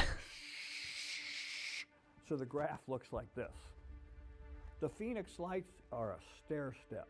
The unknowns come on in a very regimented pathway, stay exactly the same, and then go out in a very gentle, intelligent manner. And it's like someone went click, click, click, brighter. Whoa, brighter, the chat thing just brighter. caught up on all It your goes all messages. the same way. That element alone was very interesting. And because of this analysis that he'd already been doing for months, they had already concluded. I wonder if that's his video. Where are we at? 5904? I'll refresh it. Because it keeps like stuttering. I'm pretty sure. I think it might be his. They had already concluded that these were simply not flares. There was nothing in the videos. Okay, it was the website. that made YouTube was me having some problems think it earlier, was so. flares. I just dismissed it and got on to the next thing. There's no reason to hang in there, squeeze out something, anything, to say, yes, it was flares. Because it's not just the lights. It's radar masking. It's hundreds of witnesses seeing it fly overhead. And to make this mystery even stranger, over 10 years later, once the dust had already settled, Fife Simonton, who is no longer in government. That's the other thing that makes that story sound silly is the local air traffic controllers knew nothing about the like they didn't go, oh yeah, we saw the objects too, but there was like some exercises going on and they were dropping flares, and also flares would show up on radar, I'm pretty sure, as well, you know. So there's all kinds of things about that concept that they dug up out of nowhere to try and make a thing. Would come out to the doesn't make any UFO sense. community and publicly state on stage that he himself had actually witnessed a UFO in the sky on March 13th, 1997. My remarks are pretty short. I'm Fife Symington. In 1997, during my second term as governor of Arizona, I saw something that defied logic and challenged my reality. I witnessed a massive delta-shaped craft that silently navigated over the Squaw Peak area in North Phoenix. It appeared to be a solid structure. It was huge, and it was just traveling quietly, made no sound, through the Arizona night sky. A completely different tune than he was singing at the time when all the people of Arizona were hungry for answers. I can definitively say that this craft did not resemble any man-made object that I'd ever seen, and it was certainly not high-altitude flares, because I've never seen flares fly in formation. Either way, the damage was done. And since the governor, along with the Air Force, was essentially saying there was zero paranormal explanation to the lights seen over Phoenix, people sort of stopped talking about it. And the credibility of Village Labs and all the scientists that work there, well, it took a hit. Never called me to apologize for any ill will that might have hit our company, including some rather dignified people that also worked at Village Labs. He was in the position to really ask some hard questions, but he didn't. And the only thing I can think of is who's ever in charge of everything, military and everything else, probably said, you know, if you say this, this, and this, you're in trouble. When people would ask him, why are you doing this now? What about this rubber alien mask back then? He's really never given a good answer for that. But no news means the following to me, that there were people that wanted him to discredit the Phoenix Lights. If you look at what was going on politically at that time, the man was in trouble. You know, he had all these indictments for fraud. Symington is spending much of his time these days in court for his fraud trial. He had exaggerated the value of a piece of property and had gotten a bank loan against it, and he was going to be prosecuted for fraud and sent to jail, and they did that. They did that. And Governor Symington returns to court tomorrow morning at 9:30 as his federal fraud trial continues. His federal fraud deal trial. with the devil. He had to do whatever they wanted, not to go to jail. He didn't go to jail. A week after he did that thing with the alien interview and taking the thing off, they dropped all charges. So there's a lot of meatballs and vegetables floating around in that mulligan. That's kind of why interesting. Something was done. Thank you, and what QT. was the end result?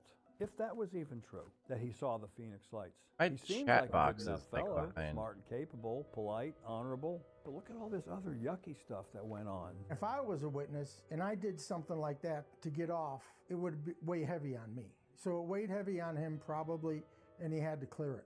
And he did the best he could. So do you think that Fife actually saw anything that night, or you think Huh. he just says that? Just refreshed it. I don't know why it's not keeping up with. I don't know. Don't shoot. Seems like you have doubts. It's not Well, showing when the he made kick up other chat, things, he could actually. make that up.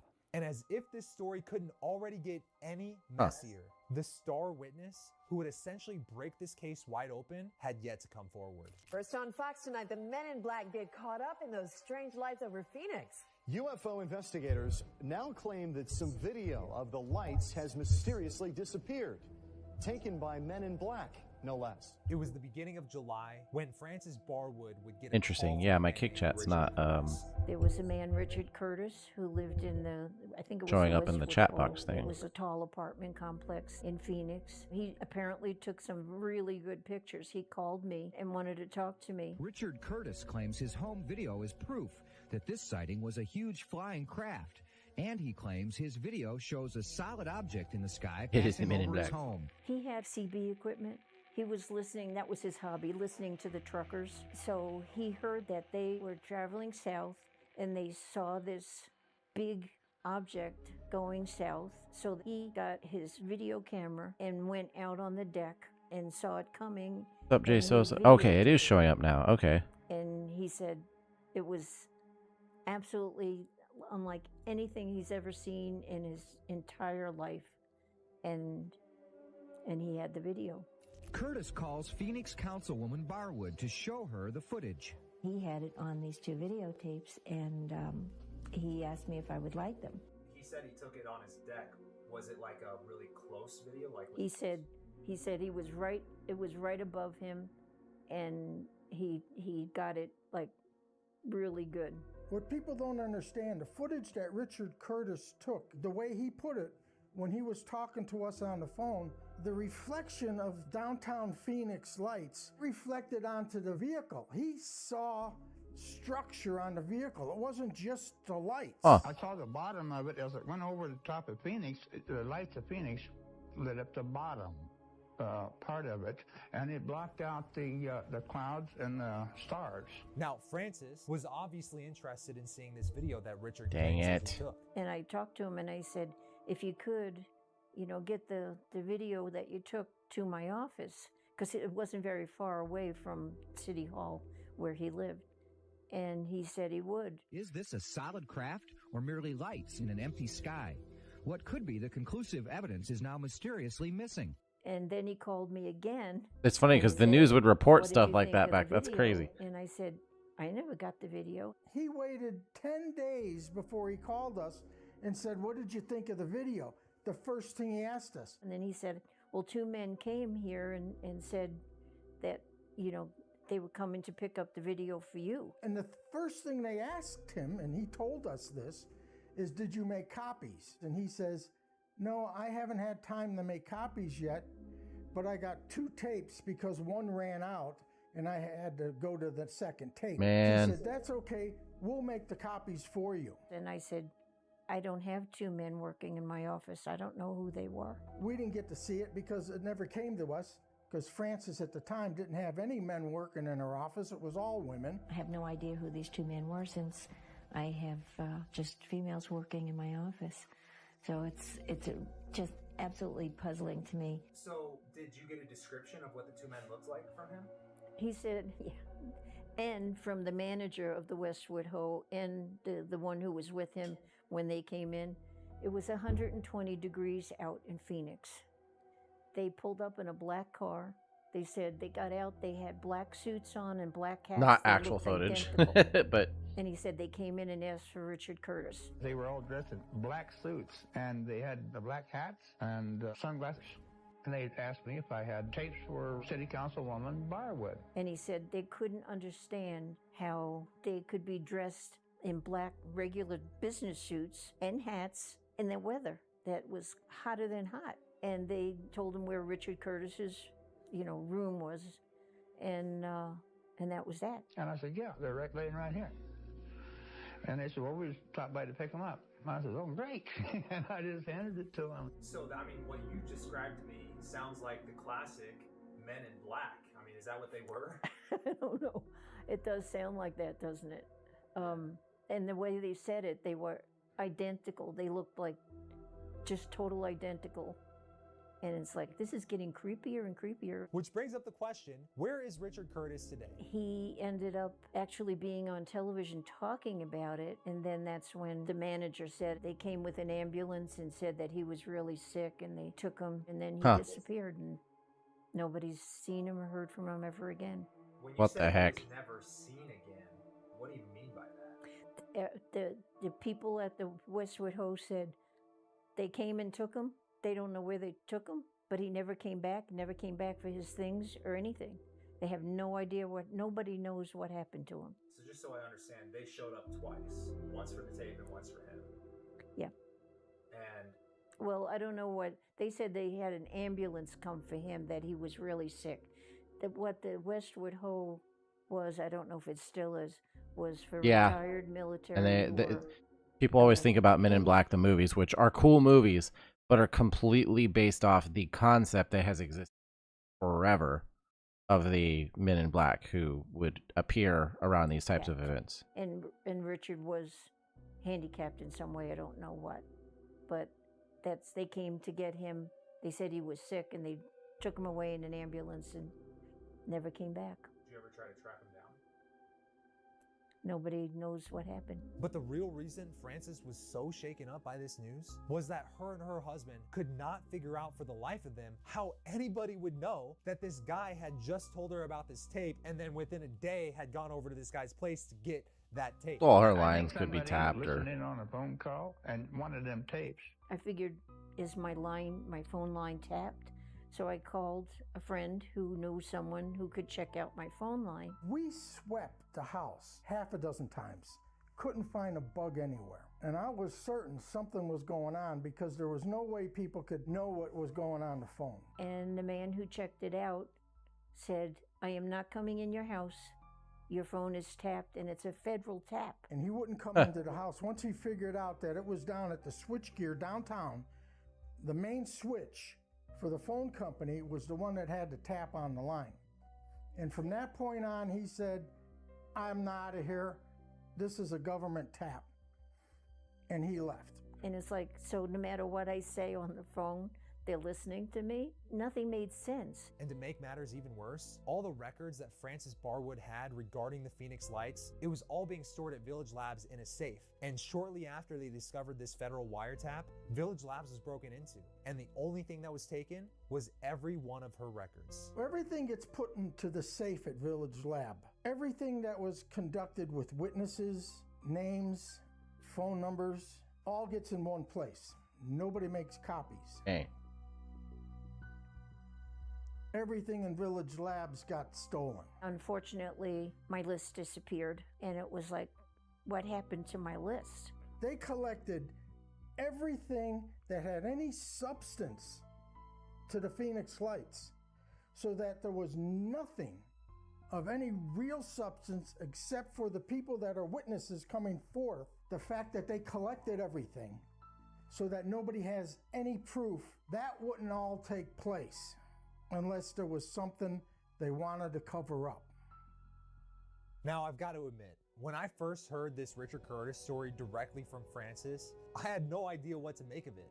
Because not only was this about some strange UFOs being seen in the sky like I originally thought this video would be, but this was now about Men in Black suits, wiretaps, missing people. I had no idea any of these stories were part of the overall incident. The movie Men in Black had literally been released in July of 1997, that same exact month. Ironically, the movie Men in Black came out in July of 1997. Did it? But the part that really stuck with me was the break-in at Village Labs. I couldn't stop wondering, with a place as public as that, surely there's got to be some record about this break-in.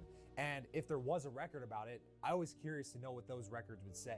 And it was that one lingering, unanswered question that would inevitably get me way too close to this story. Because what I would do next would no longer allow me to be a passive listener of the story, but would now thrust me smack dab into the middle of it. And that's because I decided to reach out to Jim Delatoso. Hey Jim, how you doing?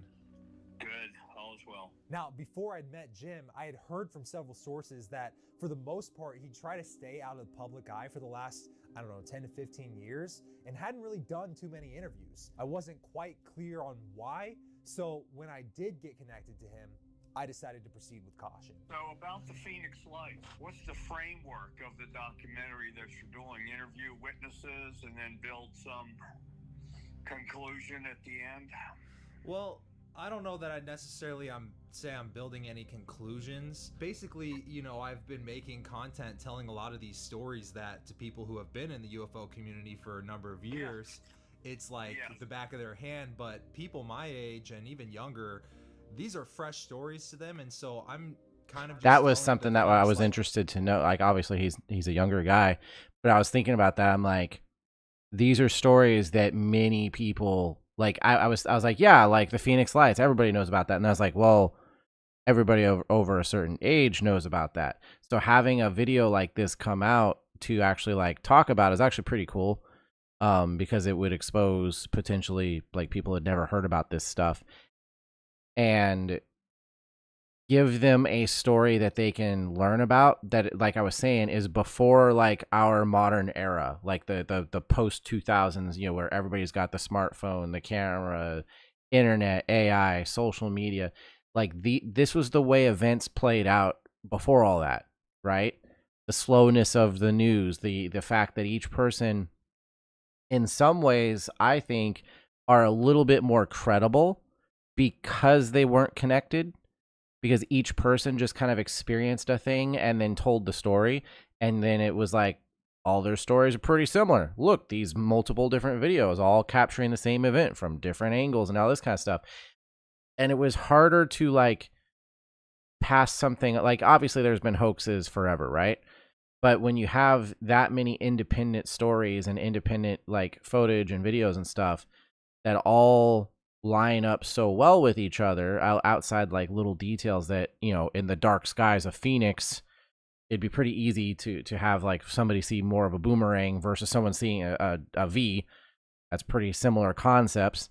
But the fact that it lends kind of credibility to it when it's before this internet era, before this era of the phones and all that kind of stuff, and the social media and people, it like have so many tools available to them now to fake things. Like every single time I see a modern UFO sighting or something, I'm like, well, that's probably fake,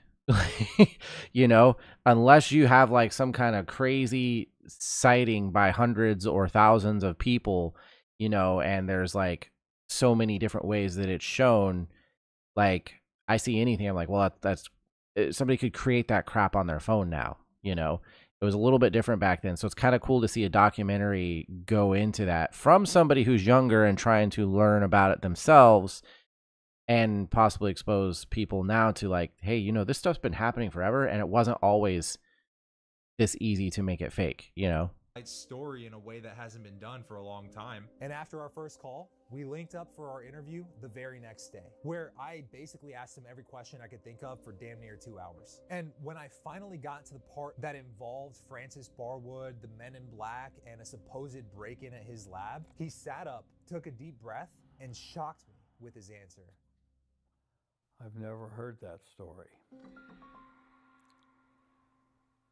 But I merely started Village Labs and was the CEO.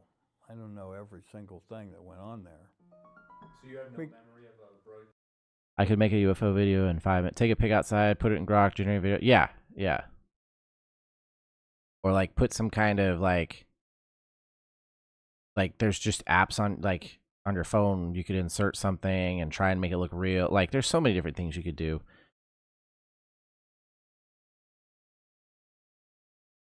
This is interesting. Finally got to the part that involved Francis Barwood, the Men in Black, and a supposed break-in at his lab. He sat up, took a deep breath, and shocked me with his answer. I've never heard that story. But I merely started Village Labs and was the CEO. I don't know every single thing that went on there. So you have no memory of a break-in at Village Labs or anything? Not a break-in.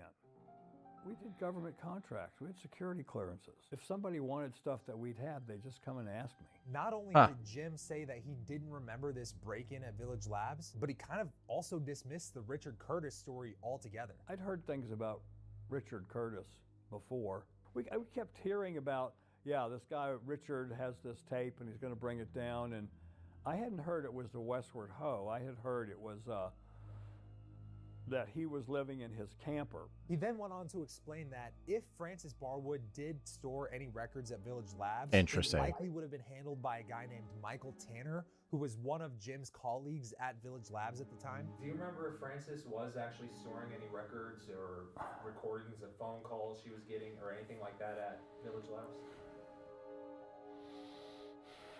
The chances are very high that Francis was storing things via Michael Tanner, who was our project manager on archiving at Village Labs. Michael died some couple years later. The interview ended shortly after that, but I could already feel myself feeling stuck about how to approach this video. Because on one hand, my interview with Francis and Mike, her husband, they seemed so absolutely convinced that these were the facts of the matter and this is exactly how it happened. Yet Jim's answers, whether intentional or not, seemed to be discrediting Francis Barwood's story altogether, which made this puzzle, if it wasn't already mind-bending enough, even harder to solve. I mean, I literally stayed up and tossed and turned all night after that, wondering how I was gonna edit this video. Then, the next morning, as I literally sat down to edit the interview, my phone rang, and the call was from Jim. I talked to a friend this morning who also worked for us back then, who said, you know, we all agreed we weren't going to say anything, and Michael didn't want you to know because you would freak out. But there was stuff stolen out of the library. And nobody wanted me to know. So you learned that this morning? Yeah, I learned it 15 minutes ago. Wow. You called someone who was kind of an intern at the time, or? No, not an intern, but was a paid employee. And they did remember something getting taken that one time? Yeah. Did they remember if that was around the time of the Phoenix Lights? We didn't exactly pinpoint it, but it was assumed that it was part of that in my conversation. I mean, he didn't want to really talk about it, and they had agreed that they weren't going to tell me. I said, look, Michael's dead. This is the situation where, you know, it's come up about he said, she said, and I just need to know what's true. So in light of this new update, Jim asked me if we could potentially refilm the end of our interview where I asked him about Francis Barwood and this break-in at Village Labs. So I would like to maybe recast the end of my interview on Zoom as if it's an update. You know, I'll just say, well, since we did the interview the other day, I've been talking to people who were back at Village Labs at the time, and there was a missing items incident, and they decided not to tell me about it. That's as far as I would go, but it may help what they say stand as true and not be accusing them of lying. His reasoning made sense, and honestly, I could understand and empathize with the feeling of not wanting to discredit some of your friends just based off of something that seems like a massive misunderstanding. So I agreed to film an update to his interview, and we scheduled to do our update on Zoom the following morning at 8 a.m. Plus, I was really curious to see if this update was going to be legit or if Jim was just the type of person who was going to say anything to make the story fit. Either way, I offered to send him a few of the clips. I like this guy. You know, like I've never seen his content before. I went ahead and just like subscribed and liked it because I was watching the video. But like he's going into it with he's not trying to debunk anybody or anything, but he's also going into it. He's obviously like got critical thinking there. He's like, like, sure, we'll redo this, but is this guy really just trying to make the story fit? Like, is he just like, did he like rethink what he said and blah, blah, blah. So, but so far throughout the whole thing, all he's really done is present the story from the witnesses and from like the further investigation he's done. So I don't know, like, I like it so far. I know he's got other content I haven't looked at. So apparently he puts even more of his content like on Patreon or whatever from his stuff. But yeah, pretty well presented and created so far. I'm surprised he's only got 141,000 subscribers, but I'll have to look at some more of his stuff. For himself, the claims that Let me use the restroom while this plays. And the main topic for tomorrow is all about the Richard Curtis. Okay. This is an update on the Richard Curtis matter. Sounds good. And in that case, I'll get you a few of those clips so you know what they said. Okay. Cool. This will be good. I think it'll be good. It's a good way to tell the story. Yeah, I think so. They had black suits on and black hats. They looked identical. They collected everything that had any substance so that there was nothing. I don't have two men working in my office. I don't know who they were. That wouldn't all take place unless there was something they wanted to cover up.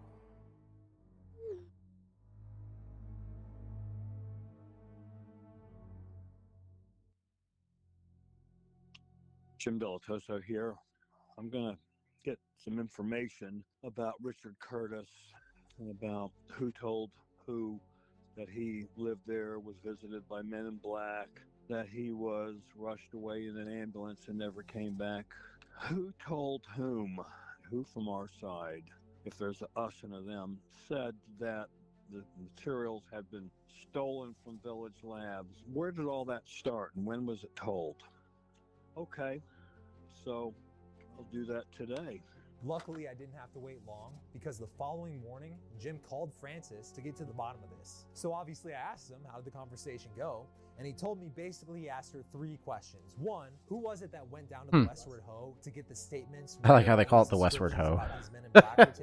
2, who did she give all of her records to at Village Labs? And 3, who was it specifically that informed her about the break-in at Village Labs? And according to Jim, what Francis told him was that the answer to all 3 of those questions was Michael Tanner, who, if you remember, was a colleague of Jim's who tragically passed away in 2013.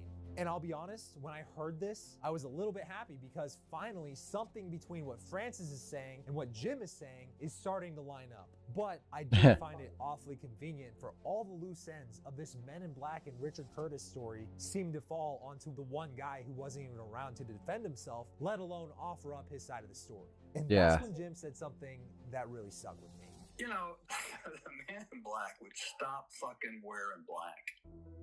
If they want to be not seen, they're not going to walk around with black suits and black sunglasses and a black hat on.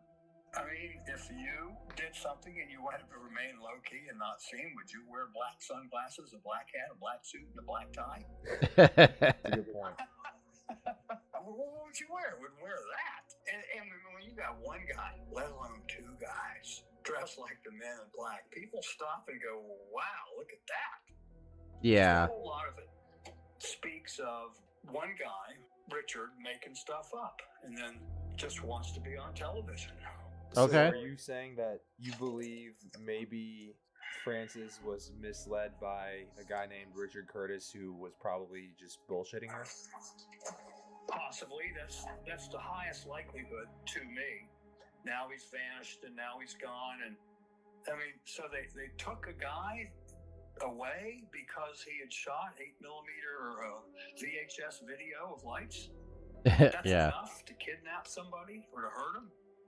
What about the other people? And they go after them. So Jim gave me the advice of not trying to close every loop and solve this unsolvable mystery, but to simply chalk up any inconsistencies to lapses in memory from old people trying to remember specific details of events. I mean, that's a good And my recommendation a good is approach. You got plenty of good stuff. Don't try to solve the Richard Curtis thing yet. There's too much other good stuff to go chasing after instead of trying to solve once and for all something that doesn't line up.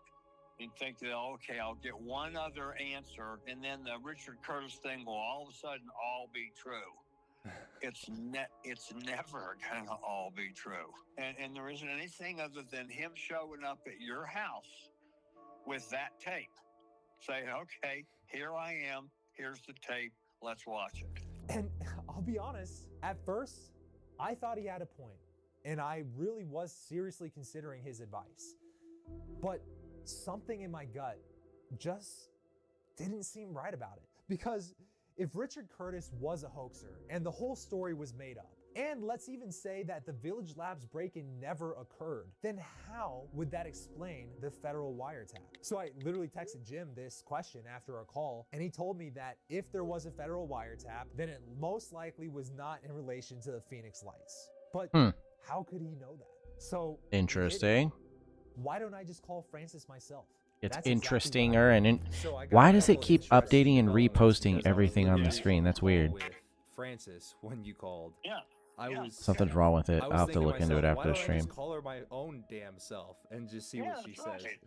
And so I called her, and she said she's pretty sure that it was Tanner who went and questioned the Westward Ho front desk staff. And so then I said, I gotta ask this, right? What are the odds that Richard Curtis was just this guy who wanted his 15 minutes of fame on television? He called you and told you about this tape, and then when he was asked to produce it, he made up this story about Men in Black stealing it. What are the odds that that's Right. a possibility and maybe you were misled? She said that's not possible. And I said, why is that not possible? She goes, he wasn't lying because the whole Men in Black and all the descriptions and all of that came from the testimony of the front desk staff at the Westward Ho, not from him. So, did you get a description of what the two men looked like from him? He said, yeah. And from the manager of the Westwood Ho and the one who was with him when they came in. Her conviction was hard to ignore, but I was starting to get frustrated because once again, despite talking to everybody, all the loose ends fell onto Michael Tanner, who was no longer around. And on one hand, I had Frances telling me that the Men in Black and I saw the story is legitimate and her records are missing. And on the other hand, I have the owner of Village Labs, where her records went missing from, telling me not to look into the Richard Curtis story because it sounds like nonsense. Men in Black don't exist.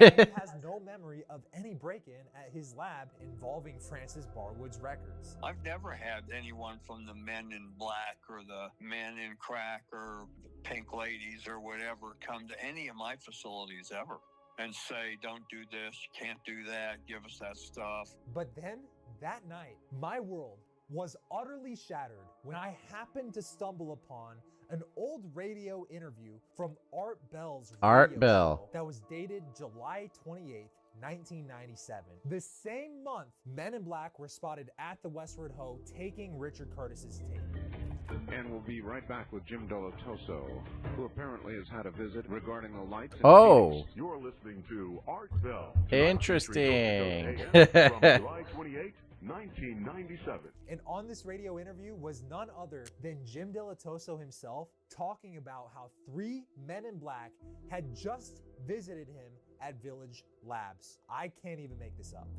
I knew that we were onto something of interest. Yes. When one particular day I had a trio of gentlemen come visit me and friendly. A trio of gentlemen? Yes. None of whom I knew.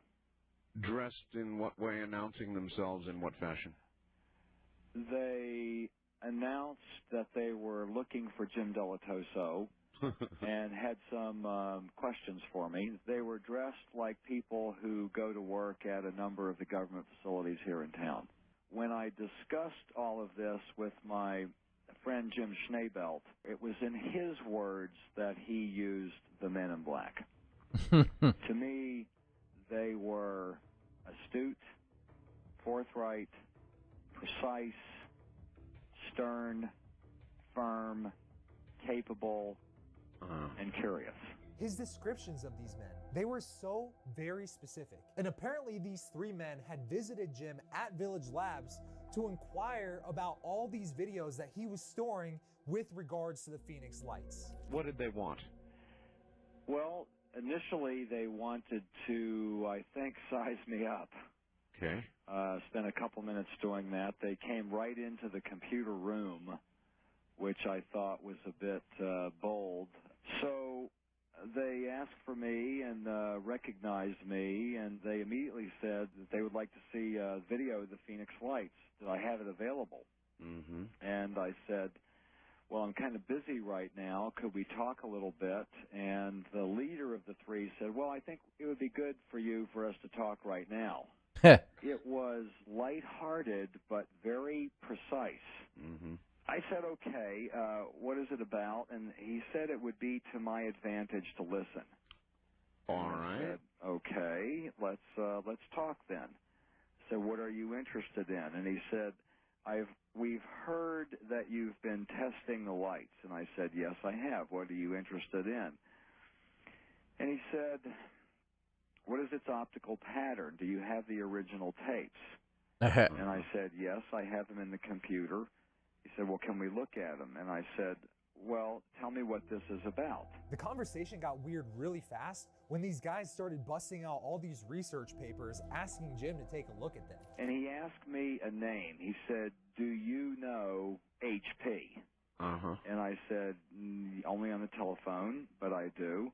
And he said, well, are you familiar with his paper on zero-point energy and the studies at the lab? And I said, yes, we've talked about that. We're both in the same project right now. Right. And he said, okay, have you seen this paper? And he handed me a paper. We talked about that for a couple of minutes.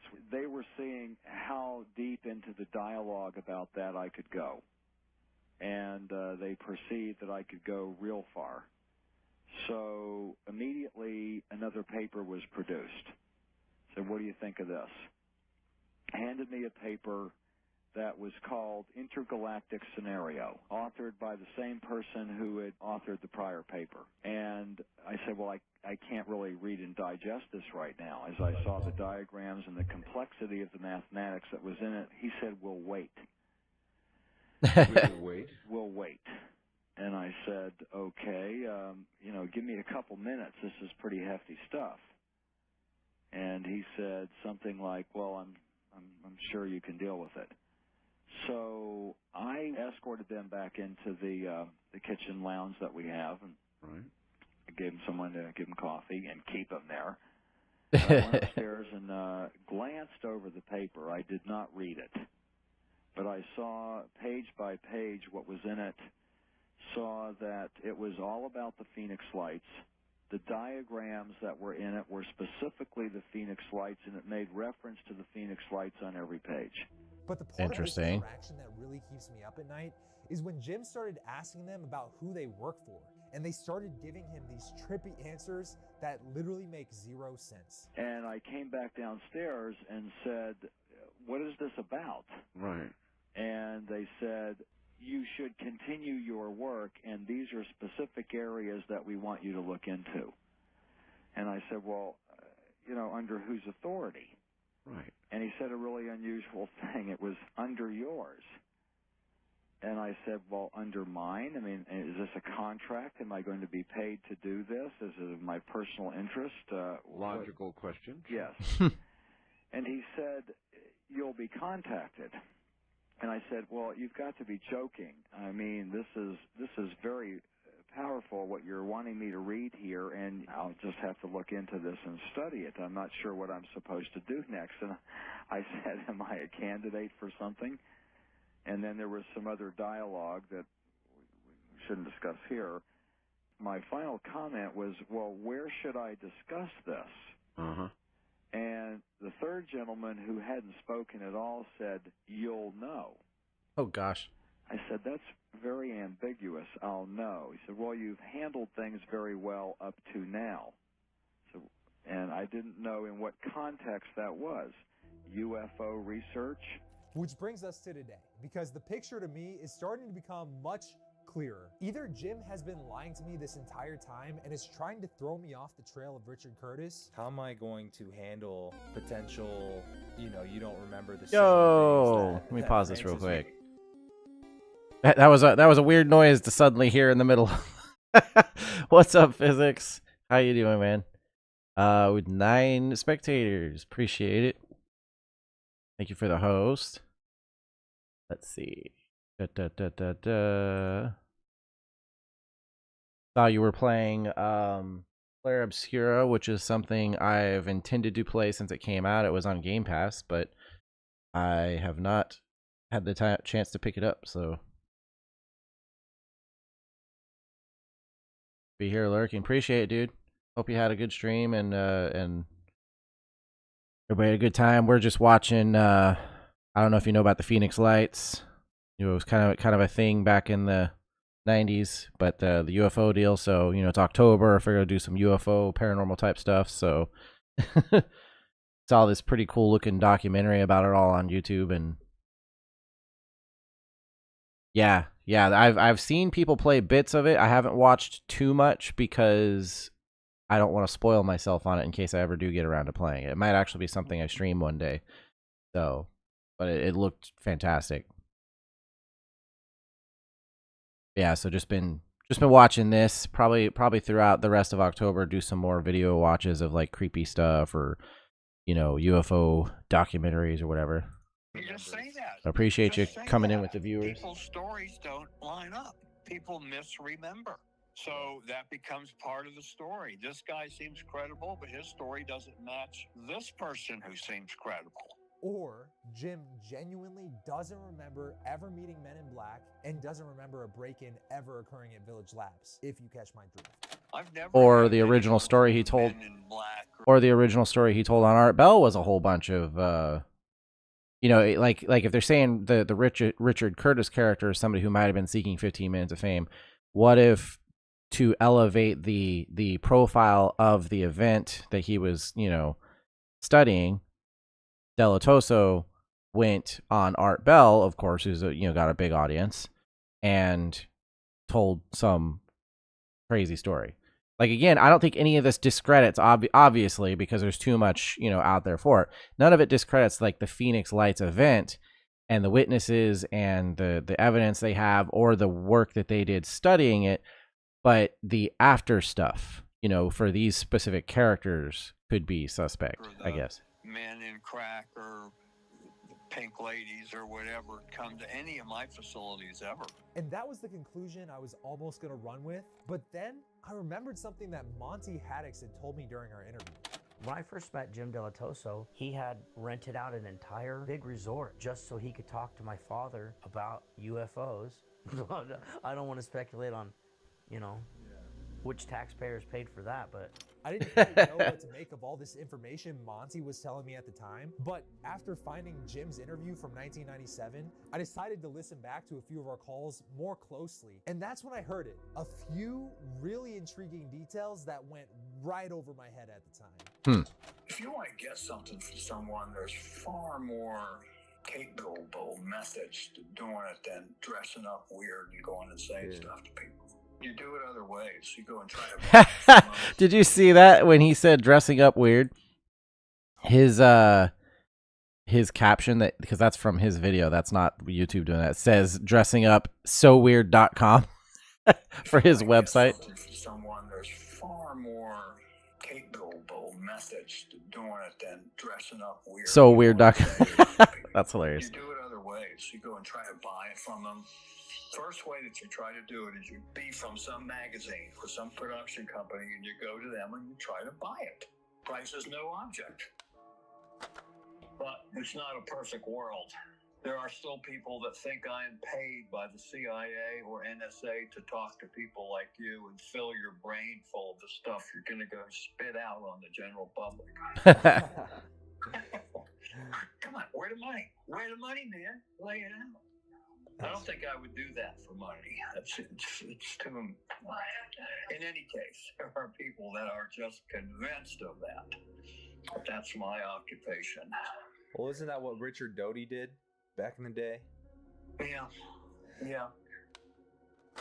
people will start doing it about you. You know, that you're an information plant, that you're really thorough in your questions because, you know, they've hired you to come get more information. Some agency. When I heard that, I didn't know if I could trust Jim anymore. And you got to keep in mind, after my interview with Jim, he was calling me almost every day. So Dang. if he happened to call me the next day or anytime soon after this, I had no idea if I was going to be able to hold back the information that I now knew I had. But I also figured if he That's called crazy. me and if I could somehow bring this up in a way that wasn't on Because basically by him saying like, yeah, people will accuse you of being this or that you're just supposed to be handing out this information. Like, is he just telling him stuff? Like just saying crap at him that has no truth to it at all, right? Or does he suspect he's like like he said, people will say that you're an information plant that's supposed to ask these questions and blah blah blah. And so is he just like feeding him a bunch of crap because that's what he thinks he is, even though like obviously he's like a YouTuber that this is what he does and everything. But anyways, it does make it so like, well, you can't really trust anything he says now. His reaction would be very telling to me, because if he genuinely doesn't remember Men in Black ever visiting him, then me asking him about this could catch him off guard. But if he was somehow involved with them, then maybe he'd try to explain it away. Maybe that's what he's been trying to do this whole time. And if that's the case, would it be a bad idea for me to tip him off to the fact that I now know that he's been lying to me? Unfortunately, I wouldn't get the choice, because like clockwork, the following morning, he called me again. Hi, Patrick. Hey, I was on the phone Yeah. on a different call when you were calling. Yeah, that's what I think. If you don't answer the phone, I think that you're doing something. I don't think that you look at the phone and go, oh, shit, it's Jim Delatoso. I'm not taking his call. You know? Yeah, you're right. I was afraid to answer, but I did. And for the first part of the call, I essentially let him lead. I basically just said, what's up? And he was like, hey man, I was just calling to tell you that maybe it's not a good idea that you pursue this Richard Curtis case. I mean, the more I think about it, I just kind of come back to the same conclusion that it just seems like the story is fake. I mean, what kind of records would Frances be keeping? Like, I don't even know if we'd hold that many records for her in the first place. Essentially, he was trying to cast doubt on the fact that a break-in ever occurred. And in a very smooth and soft way, I asked him, hey, do you by chance remember a time maybe around after the Phoenix Lights where 3 guys came and visited you asking you about some Phoenix Lights videos? And surprisingly, he immediately knew the exact interaction I was. Do you remember going on national radio with Art Bell and telling him this story?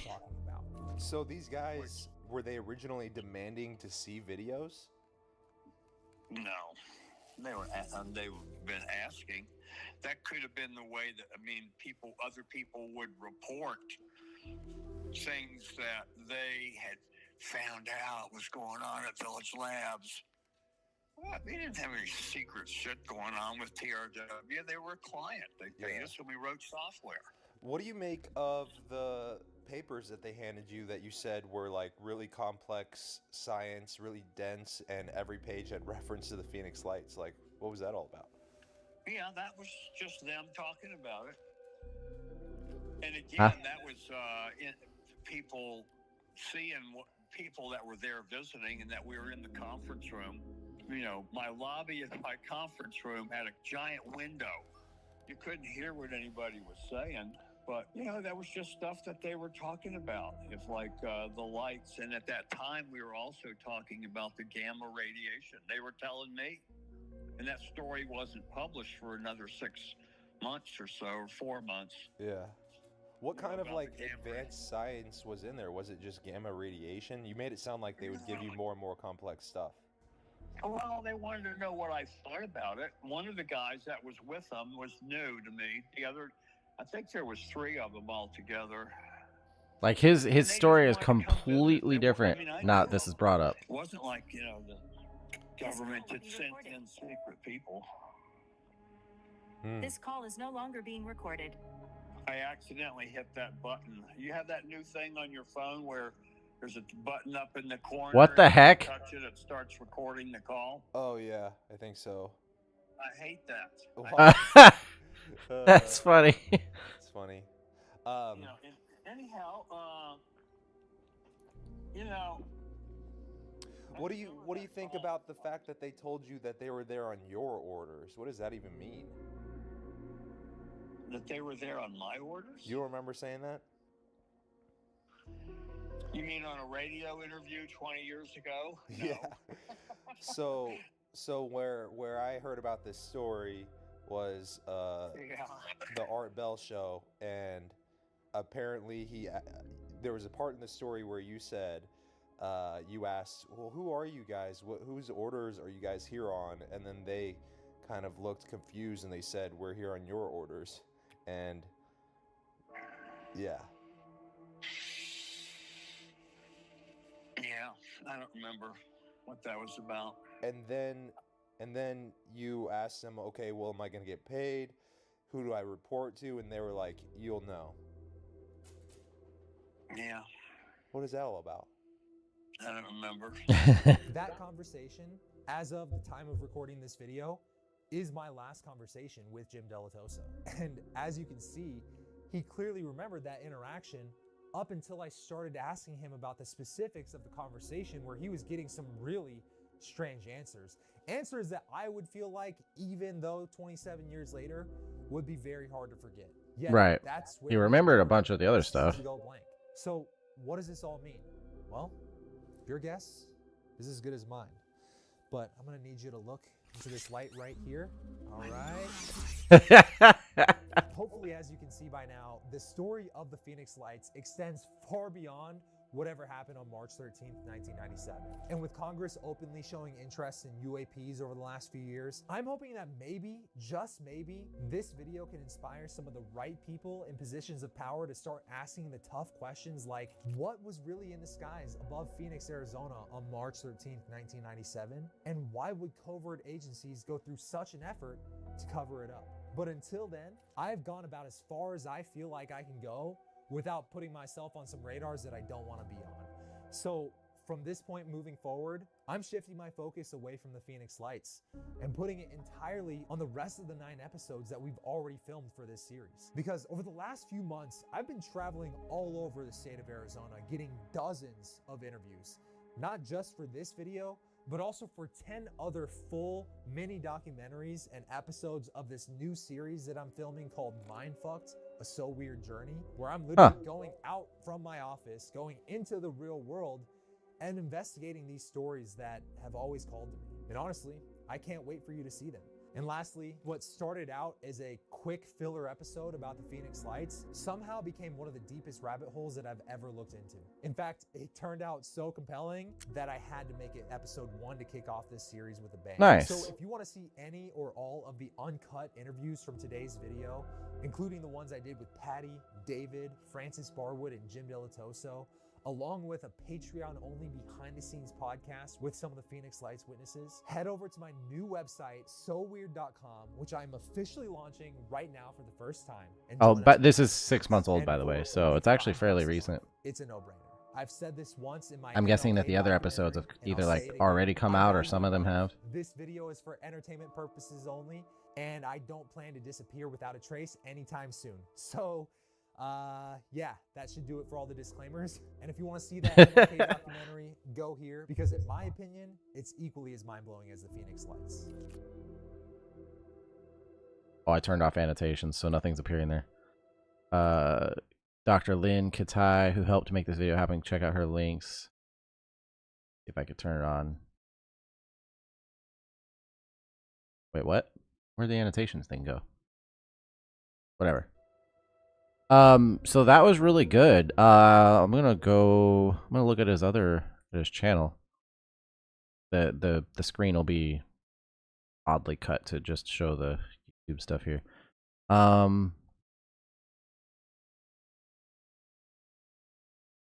There we go. It's like centered more. So he's got The Little People, The Dark Secret of Superstition Mountain. So apparently this is stuff from all over Arizona. or maybe it is other places. I'm not sure. He was saying all over Arizona. I met the NASA engineer who says he's not from Earth, and there's the Phoenix Lights one that came out 6 months ago. He had a video, the Ultimate UFO and Ancient Mysteries tier list explained. Then he had unearthed. Bro, I don't know why the chat on the YouTube side, because that's what it is, keeps re-updating like that and dropping everything in. That's weird. I think my chat thing just needs to be refreshed in Streamlabs or something. Unearthed Alien Artifact with Scott Walter, host of America Unearthed. Mystery of Puma Punku, the ancient site built by alien. Oh yeah, that's Great Pyramid Mystery, oldest cover-up in history. They thought he was dead until he came back. So he's got some interesting stuff.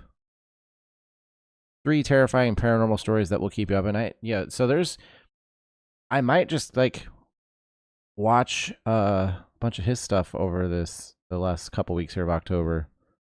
Oh, top 3 videos NASA tried to cover up, recovered footage 3 years ago.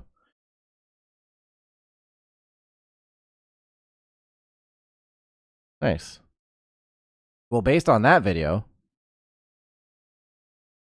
conspiracies, theories, storytelling. The deeper you go, the weirder it gets. Support the show from a bonus. Blah, blah, blah, blah. It's also on TikTok and Instagram. That's cool. The real Patrick J. Mindfucked with PJ. Nice. Well, that's pretty cool. I like it. That was a good video. The Phoenix Light stuff, like showing the stories of the witnesses and how all their stuff lined up, and kind of debunking official stories that tried to come out to debunk that, like all that kind of stuff. That was all cool and everything, but like I did not expect the additional rabbit hole it went down. Like he didn't expect as well. There was all this additional crap going on for long after too. So pretty cool. I'm probably gonna go ahead. I'll go ahead and end it. It's been a few hours or a couple hours watching the video. But obviously I will be streaming again tomorrow night, probably playing a game. I should play First Descendant, but I also have Battlefield 6 that I could stream as well. So I don't know, I might play a couple things tomorrow night. But yeah, that will probably do it. I'm going to switch over to this screen here, and yeah, I'm going to go chill. Anybody who's watching, have a good night, and catch you later.